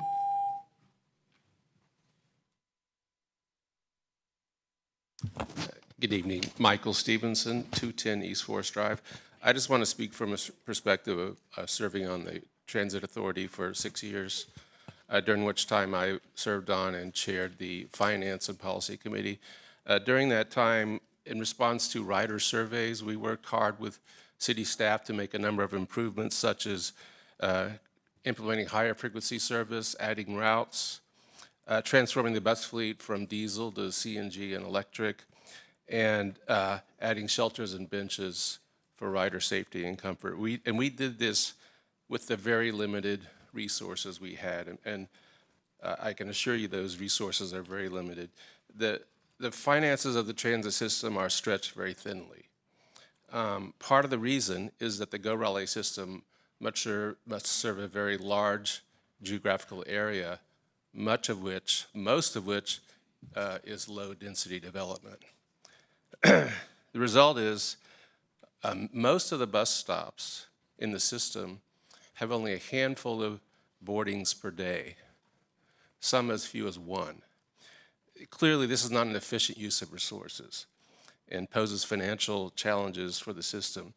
But to be equitable, we have to serve the entire city and all the residents, including these areas. And except for a few older neighborhoods, most of Raleigh was not built for transit. It was just built for cars. The good news is in 2016, as we know, the voters showed overwhelming support for expanding transit. And it's exciting that we're finally now embarking on that. But it's not enough. We can't just build a great transit system. We have to start transforming our city that will support transit, or it will fail. We have to have a system. In order to have a system to provide a high level of service, Thank you, we need to change our Michael. city. Thank you. Good evening, I'm Karen Ringe. I also served on the Raleigh Transit Authority for 6 years, and I've spent a lot of time thinking about transit and how we build great cities. I imagine all of you and most of the people in this room voted to self-tax ourselves by increasing our sales tax so that we could fund a great transit system, so that Raleigh could become, like so many other cities in this country and the world, where you don't have to be car dependent. Transportation is the second highest cost for households after housing. And we have to remember, this isn't just about housing. It is about saving people money and enabling people access to services and to jobs and to health care and to schools. But then when the transit referendum the campaign was being developed, there were many organizations in this room that supported it. In fact, 75 community organizations, including AARP, the Chamber of Commerce, El Pueblo, organizations representing Black voters like RWCA, Wake Up Wake County, environmental organizations, labor groups, all endorsed this referendum because they wanted to see us have great transit. And these organizations, I know for a fact, many of them also want affordable housing, and they understand that there's a connection between walkability and our housing. Right now, we have no affordable housing incentive. What we do have is what the government has done, what the city has done in the county in building affordable housing. Hooray for you, and we need more of it, and I know you're working hard on it.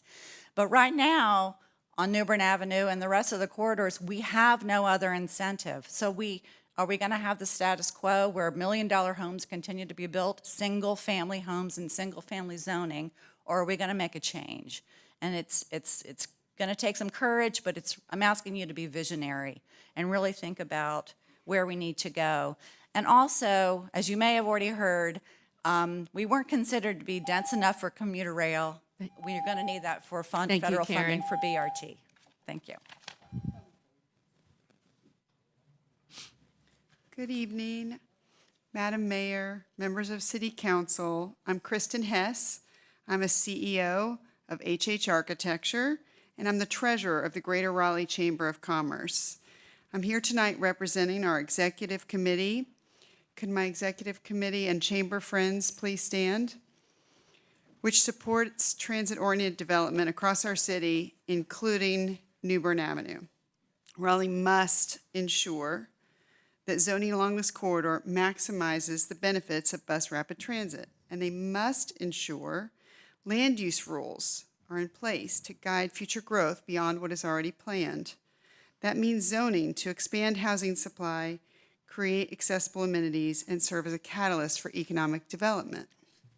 This rezoning is a clear signal for what you, our city council, wants to see built along this critical transportation line. This also provides predictability so businesses can start and complete projects quickly, and that will result in more options for our citizens at lower cost. Minimizing the negative effects of development along transit lines while ensuring it benefits all members of the community does require listening to all stakeholders in this planning process. It requires incorporating strategies to mitigate gentrification and the displacement of long-term residents in the area. We are confident that the city will dedicate the resources to ensuring benefits of bus rapid transit are equitably distributed. The Greater Raleigh Chamber of Commerce urges you to pass this rezoning to provide consistency and reliability for future development along this transit corridor. We're confident that you can foster new growth while also enhancing and improving the resources necessary to make sure all benefit from it. Thank you. Thank you. Before we start, Will Alphin, is Will here? Okay.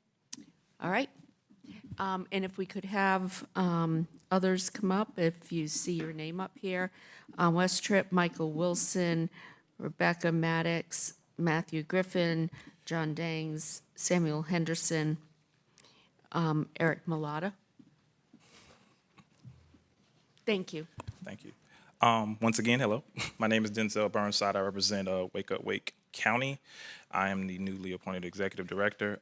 In my previous life, though, I used to work in the building down the street in the state capitol advocating for disenfranchised communities in eastern North Carolina who were dealing with the same disparities that we're talking about in this room. And the reason that I bring that up is because I sat in the room watching a bill known as SB 317 that limited what would have helped and assisted many of the cities in the state to be able to go after workforce housing. Unfortunately, it didn't make its way through the way we'd have hoped. And the reason I bring it up is because I think it's important that those on this council as well as those in the room are aware of the limitations that the state has placed on cities to be able to progressively deal with what has been thrown in inertia between affordable and workforce housing. I sat in the room listening to some of the comments with some of the council members at Livable Raleigh, and I want to not push past the historical issues that are taking place in these communities. But if we do not deal with the rezoning problem, we already have historical case studies that prove that you will see these communities completely go through a more aggressive erasure because of the wealth factor that's already limited within those spaces. Communities are already dealing with massive grabs of land, and then you're seeing McMansions being built on 2 and 3 and 4 lots. I saw this, I witnessed this, I lobbied against this in Florida, I did it again in Georgia, and I'm doing it now here. We're asking, and we're standing with the current plan as is, we're asking this body to consider some of the equitable treatment in that. We're asking you to make also provisions around the fact that there's a resiliency issues that are going to have to be dealt up with these communities as well. You're talking about food banking. You're talking about infrastructure development around people being able to have affordability. And these are the same community folks that we turned to during COVID, our teachers, our essential workers, that now we're telling we don't have anything for you. I think we have to rethink this. And I ask you to be considerate of all of it. Thank you.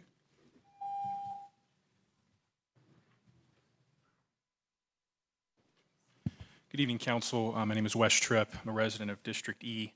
I speak in support of the rezoning to approve the New Bern Avenue Transit Overlay District. I believe that the approval of the TOD will enhance the benefits of the upcoming BRT through New Bern Avenue.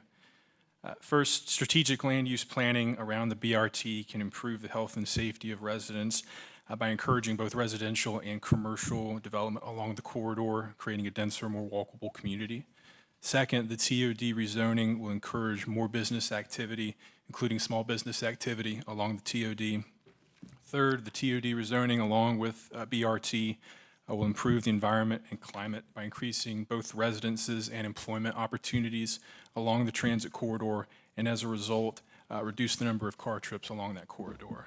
Finally, the TOD rezoning, along with BRT, is a shift away from a more car-centric development toward multimodal development that allows more people to get around the city, no matter their financial ability to own a car. The TOD rezoning also recognizes the potential for affordability concerns for individuals who reside near the proposed TOD and addresses this issue by incentivizing affordability in residential developments that allows construction of more units if a certain percentage of those are affordable. For those reasons, I encourage you all to recognize the long-term benefits of this rezoning and vote in favor. Thank you. Thank you. Wow, this has been a long night. I'm Dwight Spencer, and I'm the CEO of North Carolina Transit Workers Association. I'm here to say that with much dialogue with my executive team of North Carolina Transit Workers Association, we have decided to support the BRT and also support the rezoning of Newbern Avenue corridor. I want everybody to know that transit actually connects with housing. So it's very important that we have transit, and we talk a lot about our transit. But at the same time, we need to enhance our transit, and we need to increase the ridership for transit. So you can't increase ridership, you can't enhance transit without better housing, without commercial development. And come housing and commercial development, come jobs, come opportunities for those who may not have that opportunity. So, I mean, a lot of stakeholders on Newbern Avenue look forward to redevelopment on Newbern Avenue. So this is something that we have to consider, and a lot of you in here don't even know. I served on the Transit Authority. I worked with the President, Transit Authority Chairperson, and this entire City Council got rid of the worst transit management they ever had in the city of Raleigh. So we ought to be applauding them. Just this year, last year. So please, I hope that you consider this change. I think that it is time for Newbern Avenue for a whole entire facelift. It is the thoroughfare to downtown Raleigh. I mean, I don't see anything wrong with change. BRT will. It most definitely benefit everybody. And remember one thing, transit is for anybody that want to use it. It has no race or anything. It's for anybody who want to use transit. Thank you so much. Thank you.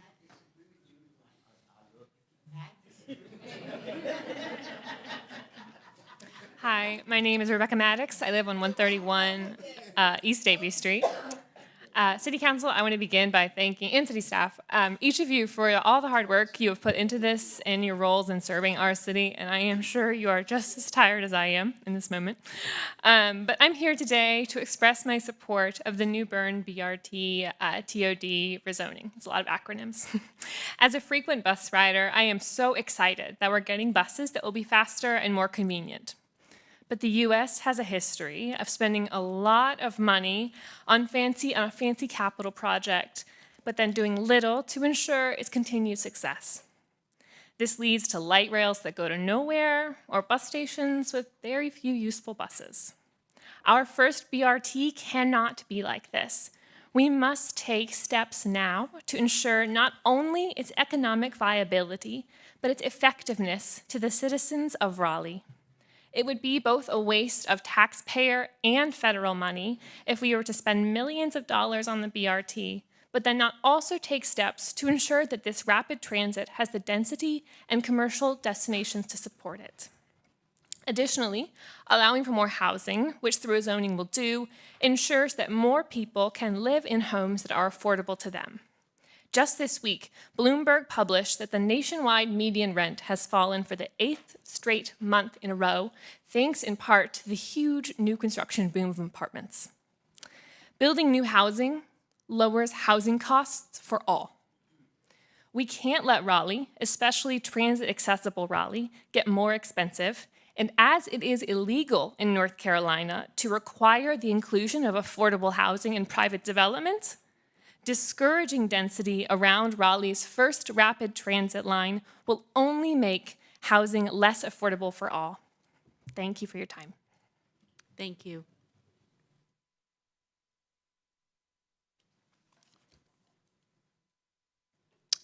John Dargis.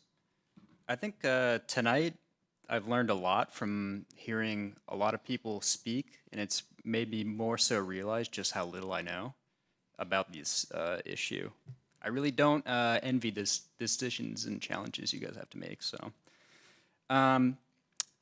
but you know, as a resident native, I've seen a lot of issues that trouble me. I've seen a wave in that district of big houses slowly move east and south. Plenty of friends that I have that have grown up in Raleigh cannot afford to live here anymore. They've had to move out. So what's clear is something has to happen. We can't keep going where we've been going. At the same time, like I said, I think the folks in the against camp, they have to be listened to too, because they bring up good points. The community in that area, I think they have a right not to trust the city government, considering not necessarily you folks, but just the decades in the past. So I don't think things have to be mutually exclusive here. There's definitely lots, I'm supportive because there's lots of areas along New Bern, if we look at the whole area, that are like need development to happen. They need it to happen. And the city needs it to happen because we're light years behind where we need to be in terms of development and transit. We're growing fast, and we're past bulging at the seams. I think in how many decades has it been that Raleigh's increased by 100% people? So something has to happen, but everyone has to be listened to, all the issues do. So thank you. Thank you. Good evening. My name is Samuel Henderson, and I'm a strong supporter of the TOD Rezoning Initiative. I've been following and engaging with the station area planning for the last couple of years, and first I want to thank the city for their hard work and excellent job engaging with the citizens and residents of the corridor. Creating more housing, commercial spaces, and jobs in the transit is vital for Raleigh's growth. The nickname Raleigh reflects the challenge. Only a few neighborhoods beyond downtown offer any convenience of living, working, and shopping without relying on a car. Right now, New Bern is not one of those neighborhoods. This rezoning presents an opportunity to boost jobs, residences, and retail options along the New Bern Avenue corridor. Transit-oriented development is a sustainable choice, reducing individual reliance on cars, minimizing our carbon footprint, and combating the detrimental effects of urban sprawl. And more options for housing allows young adults to stay within the neighborhood they grew up in, rather than being forced out. With bus rapid transit set to increase demand for the corridor, it's crucial for the city to take proactive steps rather than leaving the outcome to market forces. Allowing the market to dictate development will worsen challenges for existing residents. A lot of what we've heard tonight in opposition has been a great illustration of the current issues that will continue as long as you sit here studying hypotheticals instead of actually doing something. To ease this pressure, urgent expansion of housing options is needed. The rezoning, coupled with a comprehensive plan amendment, lays the groundwork for New Bern Avenue to evolve into a thriving hub. I strongly advocate for swift approval to facilitate the positive transformation of New Bern Avenue. Thank you. Thank you.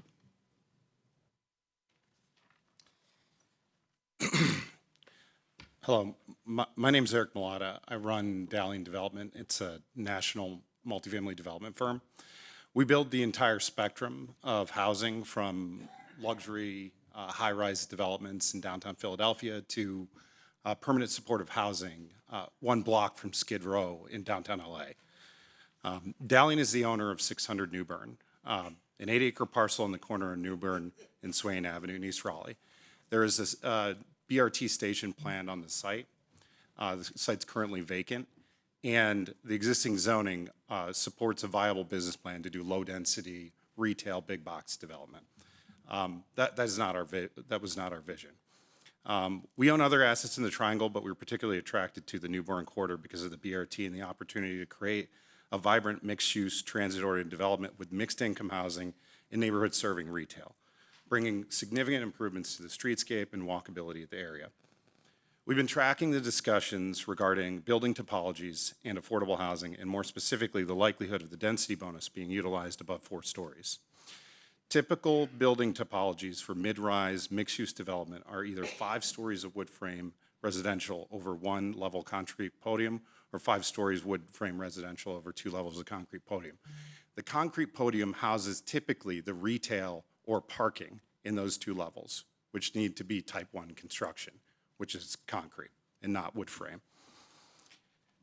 The density bonus is attractive to us above 5 stories because a mixed-use ecosystem relies on cross-subsidies between retail and market-rate residential. For instance, a grocery store pays very little rent. By adding more market-rate residential units, even with the affordability requirement, the subsidy to the grocery store is spread across more units, making the grocery store more viable and allowing the entire mixed-use ecosystem to thrive. As the density of the development is reduced, there are fewer market-rate residential units to subsidize the affordable housing, retail, and ultimately compromising the development. Your time is up, but what I would encourage you to do is perhaps send an email with some more detail. Thank you. Well, I guess you all saved the first for last. It's my first time coming to a city council meeting. So I've learned a lot tonight, and I appreciate the work that you all do here. Can you give your name, please? Oh, I'm sorry. My first time here. I've got to say who I am. My name is Zale Lucas, and I moved to Raleigh from Wilson, North Carolina, straight out of high school in 1970s, in the early 70s. I moved in a house, a shack that my grandfather built himself with his bare hands. A black man built the house with his bare hands there in the early 40s, way before I was born. So that house, I lived in that house for a few months here in Raleigh, in southeast Raleigh here at New Bern Avenue and Poole Road there. But I took the house down with a sledgehammer and the maul. I didn't know you had to have a permit to do that, but anyway, that's how the structure was on this house. But look, and then I built my dream home there on New Bern Avenue, right down the street there from where where my other properties, I bought other properties there on Fisher Street, South Fisher Street, properties that folks was living there that was selling. They wanted to get out. They wanted to get away to North Raleigh or somewhere. So I bought lots of property there because, I had a passion for this area, and I still do. So this is my neighborhood. I appreciate you, City Councilman. Please, it is good to see you investing in my neighborhood, Southeast Raleigh. So I look forward. I am for the New Bern Avenue, the BRT, and the rezoning. I want to see things happen there. I'm looking forward to seeing the sidewalks and a change there.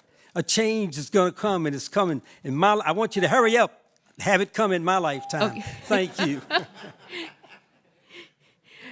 Thank you. I'm going to call out some names to see if folks are here.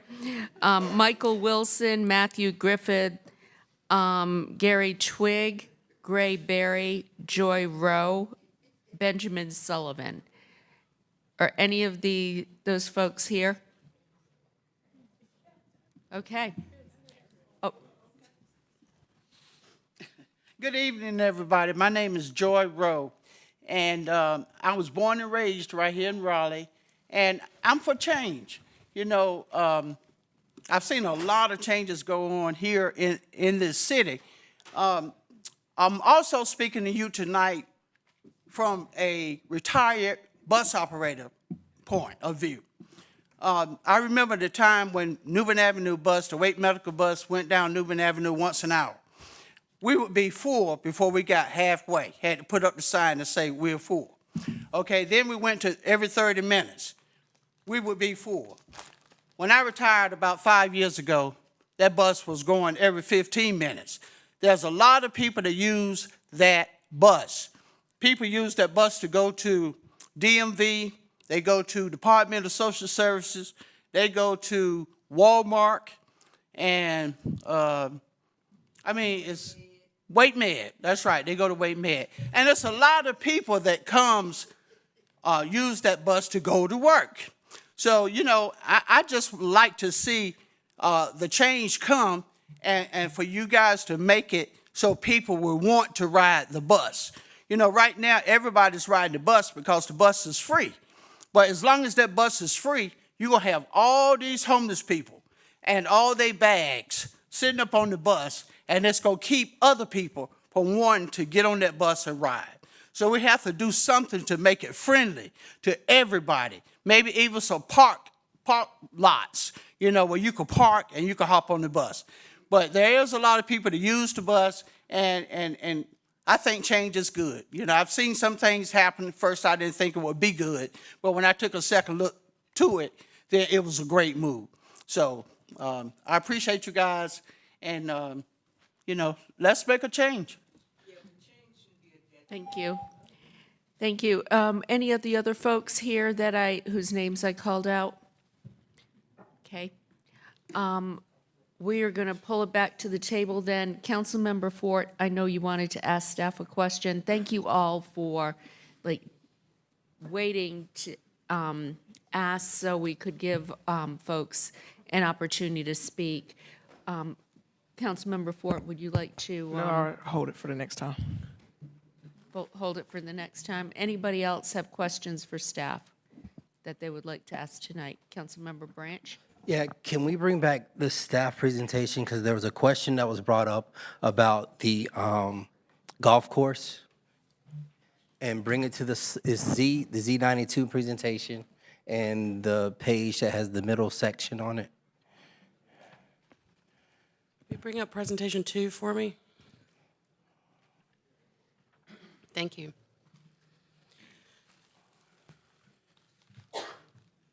Don't look. You might get dizzy. Okay, so right here where you have RS3 GP, the line, and then the dark line goes away, and then it picks up on the other side. Can you explain what that middle section is there? I think is that NX or RS3 GP? It's right there by King Charles. Sure. I'm going to start at Raleigh Boulevard and work east, if that's okay. Perfect. Okay, so there's a BRT station at Raleigh Boulevard in Newbern, a white dot with a line around it. Generally, that intersection is showing neighborhood mixed use, pink. That intersection is showing neighborhood mixed use, which is the pink. As you move east of there, Duplex Village and the lots on the north side of Newbern there are showing the north side is RX3 with the green frontage and the overlay. The lots that front on King Charles don't have the frontage. They don't have the GP. And then on the south side of Newbern, Duplex Village, the lots that front on Newbern, there's a RX5 GP, and then the back side of that site, there's no green plus frontage there. Milner is not included because it was rezoned quite recently for the affordable housing project that's being built there. That's, help me with make the line fatter. So that's Milner, right? East of that, there's more RX3. That's on the south side of King Charles, on the south side of Newbern here. This is the Alamo Shopping Center, right?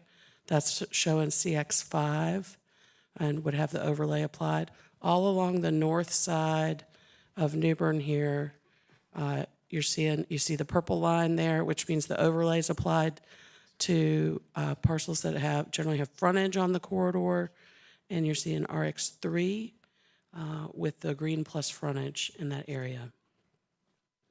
And that goes over past Clarendon to the east of Clarendon, right? almost over to King William Road over here.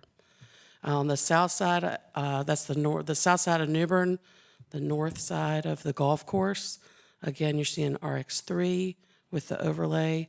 Between those residential parcels and the Alamo, there's some OX there, OX5 and OX3, again with the overlay, right?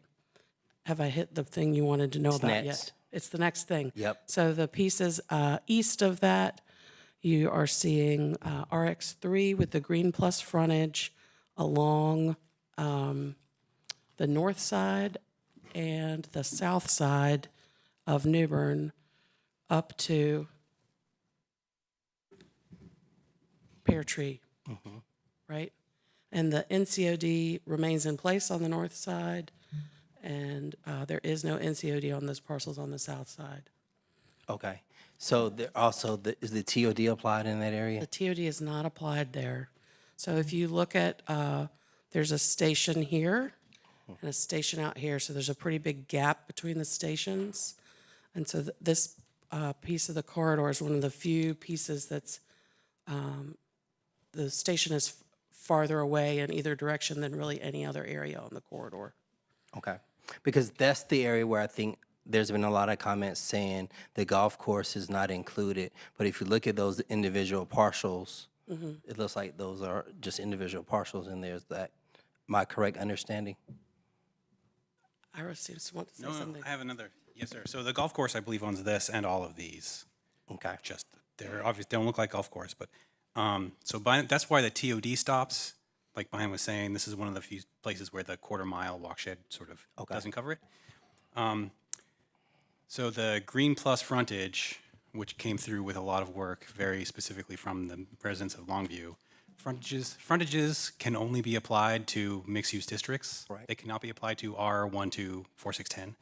So in order to apply the frontage to these properties, they need to be some mixed-use district. Yeah. So And those two reasons are why there's that orange color, but not the purple line. Gotcha. That makes combined.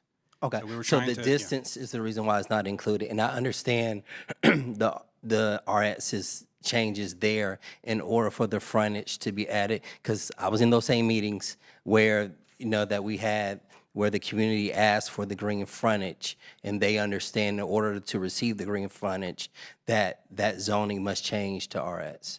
So that is helpful, but I wanted to make sure the public understands that, and also other council members who were not in those meetings as well, of why this section is the way it is.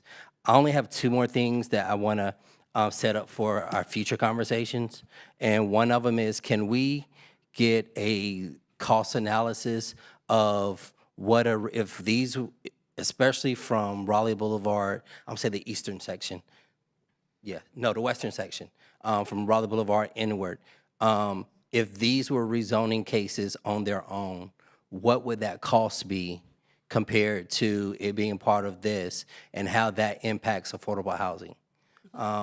Like when we have rezonings, is that cost passed down? If y'all can just supply that data or that information. And the other part is, I went through the backup. I'm trying to find, it's mixed in, but I know when we did the western leg, there was a file you all put together.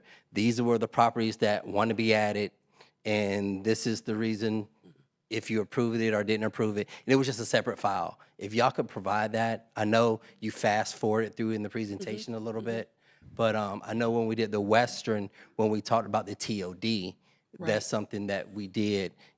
Of those who wanted to be added, who didn't want to be added, if it was approved or if it was denied. That's all I have for tonight, because I know it's late. But I do personally want to thank those who stayed, who's still here, because it is coming up on the 11th hour. And I just want to thank you all for remaining with us tonight. So we will bring back information about rezoning costs for individual rezonings, how that affects project cost. And then I can say the individual requests with staff and planning commission recommendations are included in the backup tonight, and the engagement summary attachment. I know there's it's a lot of pages, but it is there for your reference already, and we will include that on any future agenda as well. We'll keep bringing these same materials forward. Councilmember Patton, then Mayor Pro Tem. Yeah, thanks to everyone who has stayed so long. Thanks for your endurance, staff especially. I think we need to lay a plan forward for how I don't think we just need to like close this meeting and come back at I think we need to lay a plan forward. I think there's a lot that's been said. I think there's a lot of both and that has happened tonight.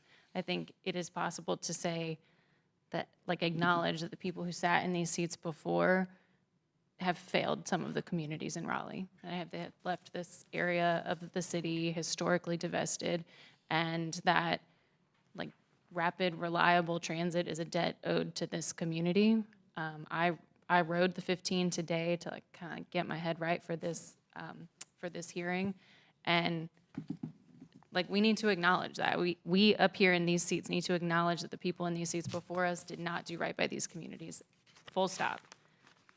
And as we try to correct this historic wrong, I do see that the city has said where we put significant public investment, we also need to put we significantly need to wrap our arms around that area, because where you put the new shiny thing, people are gonna come at it, right? Like, I mean, like, you ever seen a kid at school and they have the shiny toy and all the other kids come around it? Like, we know that's gonna happen. And so I do see deliberate attempts that have been made to do that. I was just looking at some data. We have 344 city-sponsored affordable units happening on the corridor, 672 more units that have received some form of city funding, $1.5 million in this budget cycle that have gone to things like door-to-door canvassing, estate planning, foreclosure prevention. We have 100 homes on the corridor that are getting rehabbed. So there has been dedicated effort to wrap our arms around this community in this part of the corridor. I think well-meaning people can disagree about how long we do the stabilization before we would do something that might induce development pressures. I think that's an important conversation to have, and I think we can have varied opinions on that. I also tried to listen tonight to the things that we weren't getting feedback on. And what no one said to me tonight was, man, that Walmart is the pride and joy of the city. Don't upzone it. No one said to me that Starbucks is my favorite coffee shop. No one said to me, man, those parking lots are dope, right? Those are not the things people said. And so I think there's a lot of places where we're much closer together than it seems when we kind of build these environments of support or against.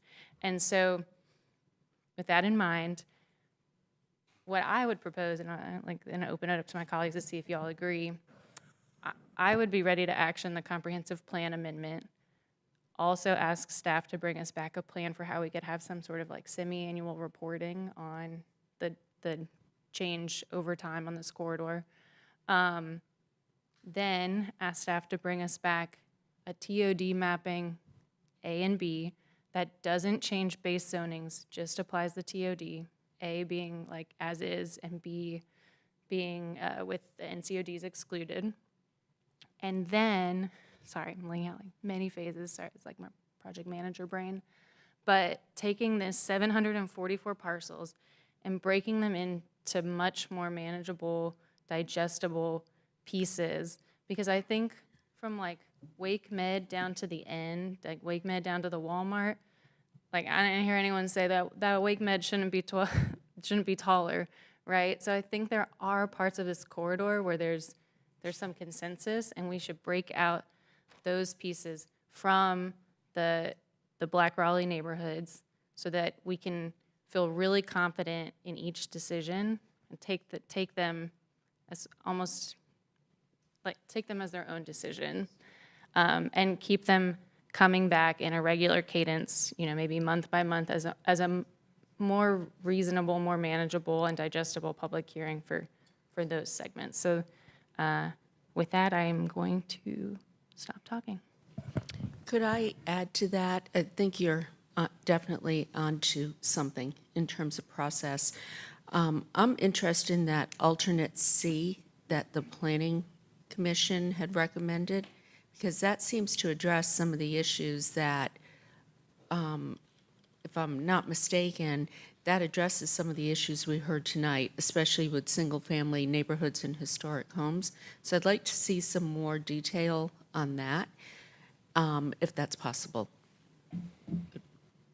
Okay, and Councilmember Melton, but then I want to get some feedback on what you suggested, Councilmember Patton. Well, that was actually what I was going to provide. I had written down almost everything that you brought up, but you said it way better than I probably would have. So for me, I think that the comprehensive plan amendment, you know, one of the first speakers who was signed up opposed to the Z92 said we got to put money into the people. And, you know, the comprehensive plan amendment is the part that has all the neighborhood stabilization pieces. And one of the reasons I saw for the Planning Commission as a whole recommending denial 4-3 of the Z92 was that because we did the comp plan amendment and the rezonings together, it seemed implicit they thought that the comp plan amendment should go first. So I think we need to go ahead and do that now, tonight. And so I would be prepared to second or make the motion for the comp plan amendment. On the Z92, I think we need to break it up into pieces. I think for me, the first really important piece is not focusing on what can be built on the corridor, what are the heights, what are the zonings, but the actual what cannot be built. And the TOD itself prohibits things like drive-throughs and surface parking lots and things that we know we cannot have on the high-frequency transit. And we were criticized pretty heavily in years past about missed opportunities on Western and Southern. And so I think we have to get the TOD itself mapped. And so I support Councilmember Patton's idea of please bring us a couple options on the TOD, because it seems like the piece that's causing heartburn there is the existing residential and particularly the NCODs. So I think we should do the comprehensive plan amendment tonight. I think we should act on the TOD next. And then I would like to break up the rezonings into smaller pieces. I also agree with Councilmember Patton. I think our highest priority has to be the city-owned land. We own it and control it. I think getting that zoned will help us with our RFPs for affordable housing, gives us some flexibility for those RFPs. I think that the vacant and underutilized land and surface parking lots and only retail or existing strip malls should be a next immediate priority, and then we can deal with the rest if we decide to at all. And so that's what I would like to do, but I am prepared to make a motion on the comprehensive plan whenever. Let me just see if there's consensus in moving forward on the comprehensive plan. I believe so because it puts the things in place that the community is asking for, and it gives that direction that we intend to work with the community better. I mean, I think you said it best. There's some things in the past that were promised and they weren't kept. And I think this is a step forward. At the same time, I agree. From other conversations that we had, let's separate the TOD from the upzoning, then look at the TOD at a next, but not tonight, and then go back later and look at the zoning piece. So that part I definitely agree with. Okay, well, that hearing is still open, so I will close that hearing. Move for approval of the comp plan. Second. Okay, all in favor? Aye. Aye. Opposed? Okay, so Councilmember Fort, Jones, and Black opposed. It approves 5-3. And then is there a consensus? We don't have to take a vote, but just consensus on the approach that Councilmember Patton has kind of outlined going forward. Councilmember Harrison. Yeah, I just want to add a few things. Thanks, everyone, for the discussion and just everyone that's here and staff. You know, I think there's a lot of good that we can do here, but I also do want to take abundant caution when it comes to the upzoning pieces here. There's actually someone who wrote an email and they were in favor of, you know, all the upzoning. And I just have to read this quote because this is my fear. A small group of people will probably get forced out of houses they are renting, but anyone who owns property in the area gets wealthier with the stroke of a pen.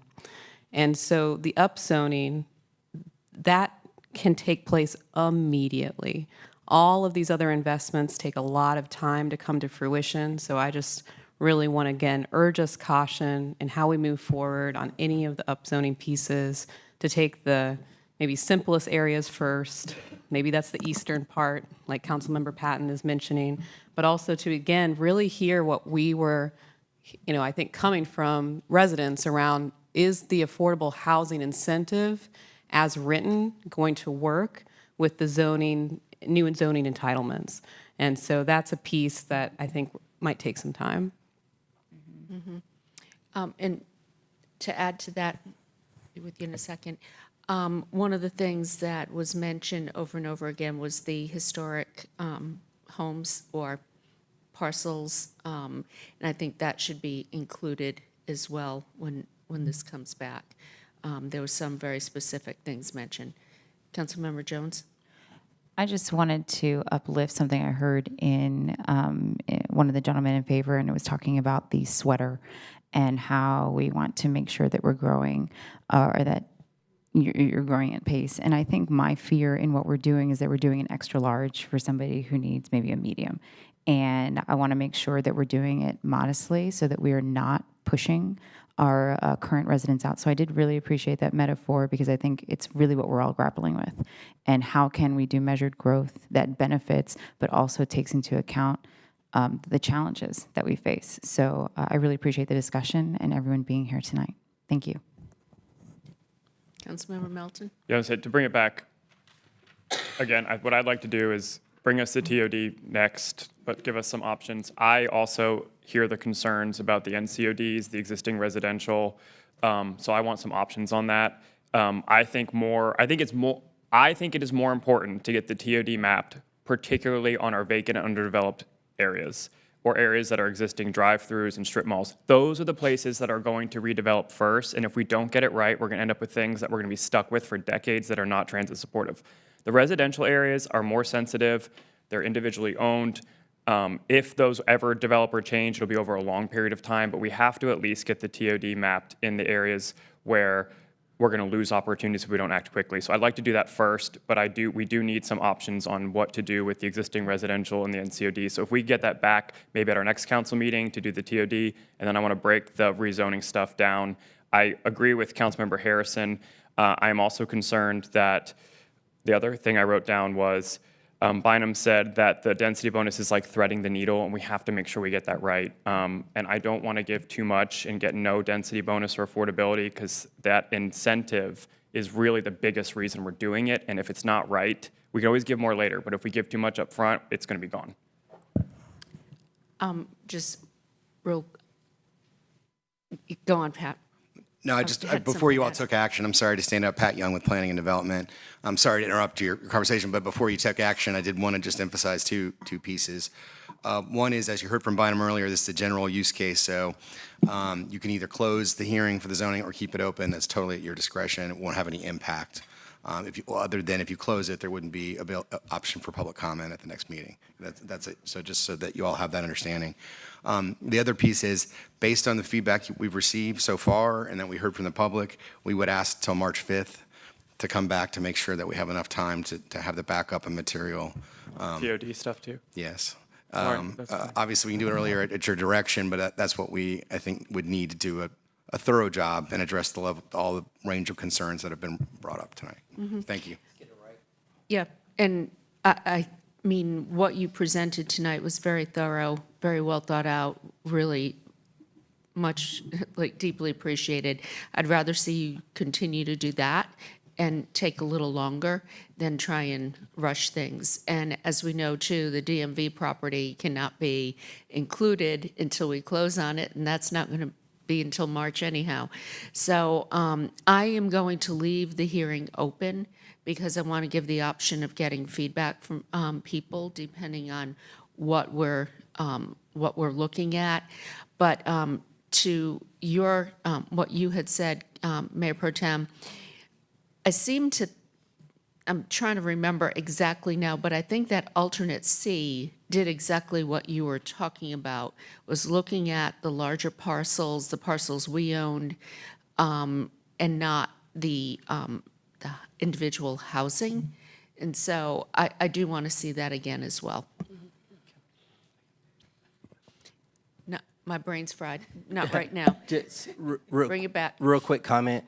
Also, when bringing this information back, can we look at any properties that have been redeveloped? They may not have been a rezoning, but there's been new development that's occurred. Because I think that'll help us in some of our deliberations on placement of the property. Because if someone spent millions of dollars to redo something in the last year, then I don't see upzoning it, how that helps our towards our goals. So if we can just have that information, it'll be helpful. We can bring back some information about year built. I would like clarification. Would you like to see this as an afternoon public hearing or an evening public hearing on the 5th?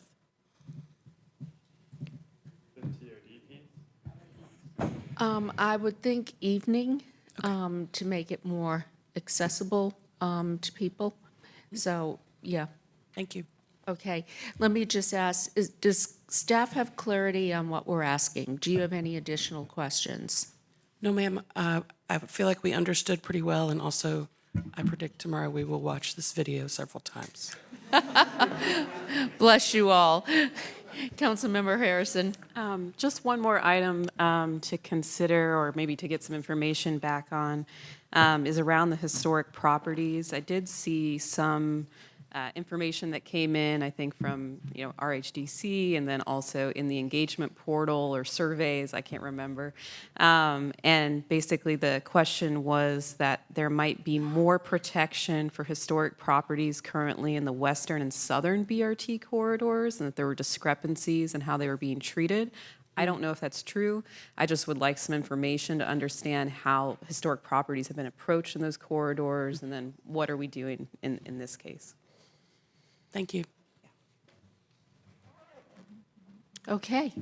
I want to thank all of you for sticking with us, and I know Chamber has an 8 o'clock meeting tomorrow. Good luck with that.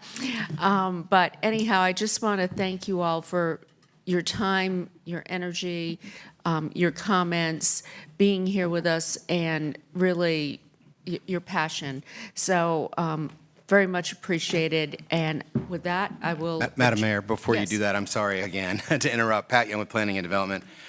We wanted to clarify, the Planning Commission recommended to you all 3 supplemental items with the comprehensive plan amendment, and we wanted to ensure we had clarity about whether your intention was to Include approve that those. include those. Yes. They made 14 individual. Okay. It was in the staff presentation, and I believe the motion and second were inclusive of all of it. Yes. Thank you. Okay. Thank you. All right. Now, anything else? Okay, then I will officially adjourn the meeting. Thank you, everyone.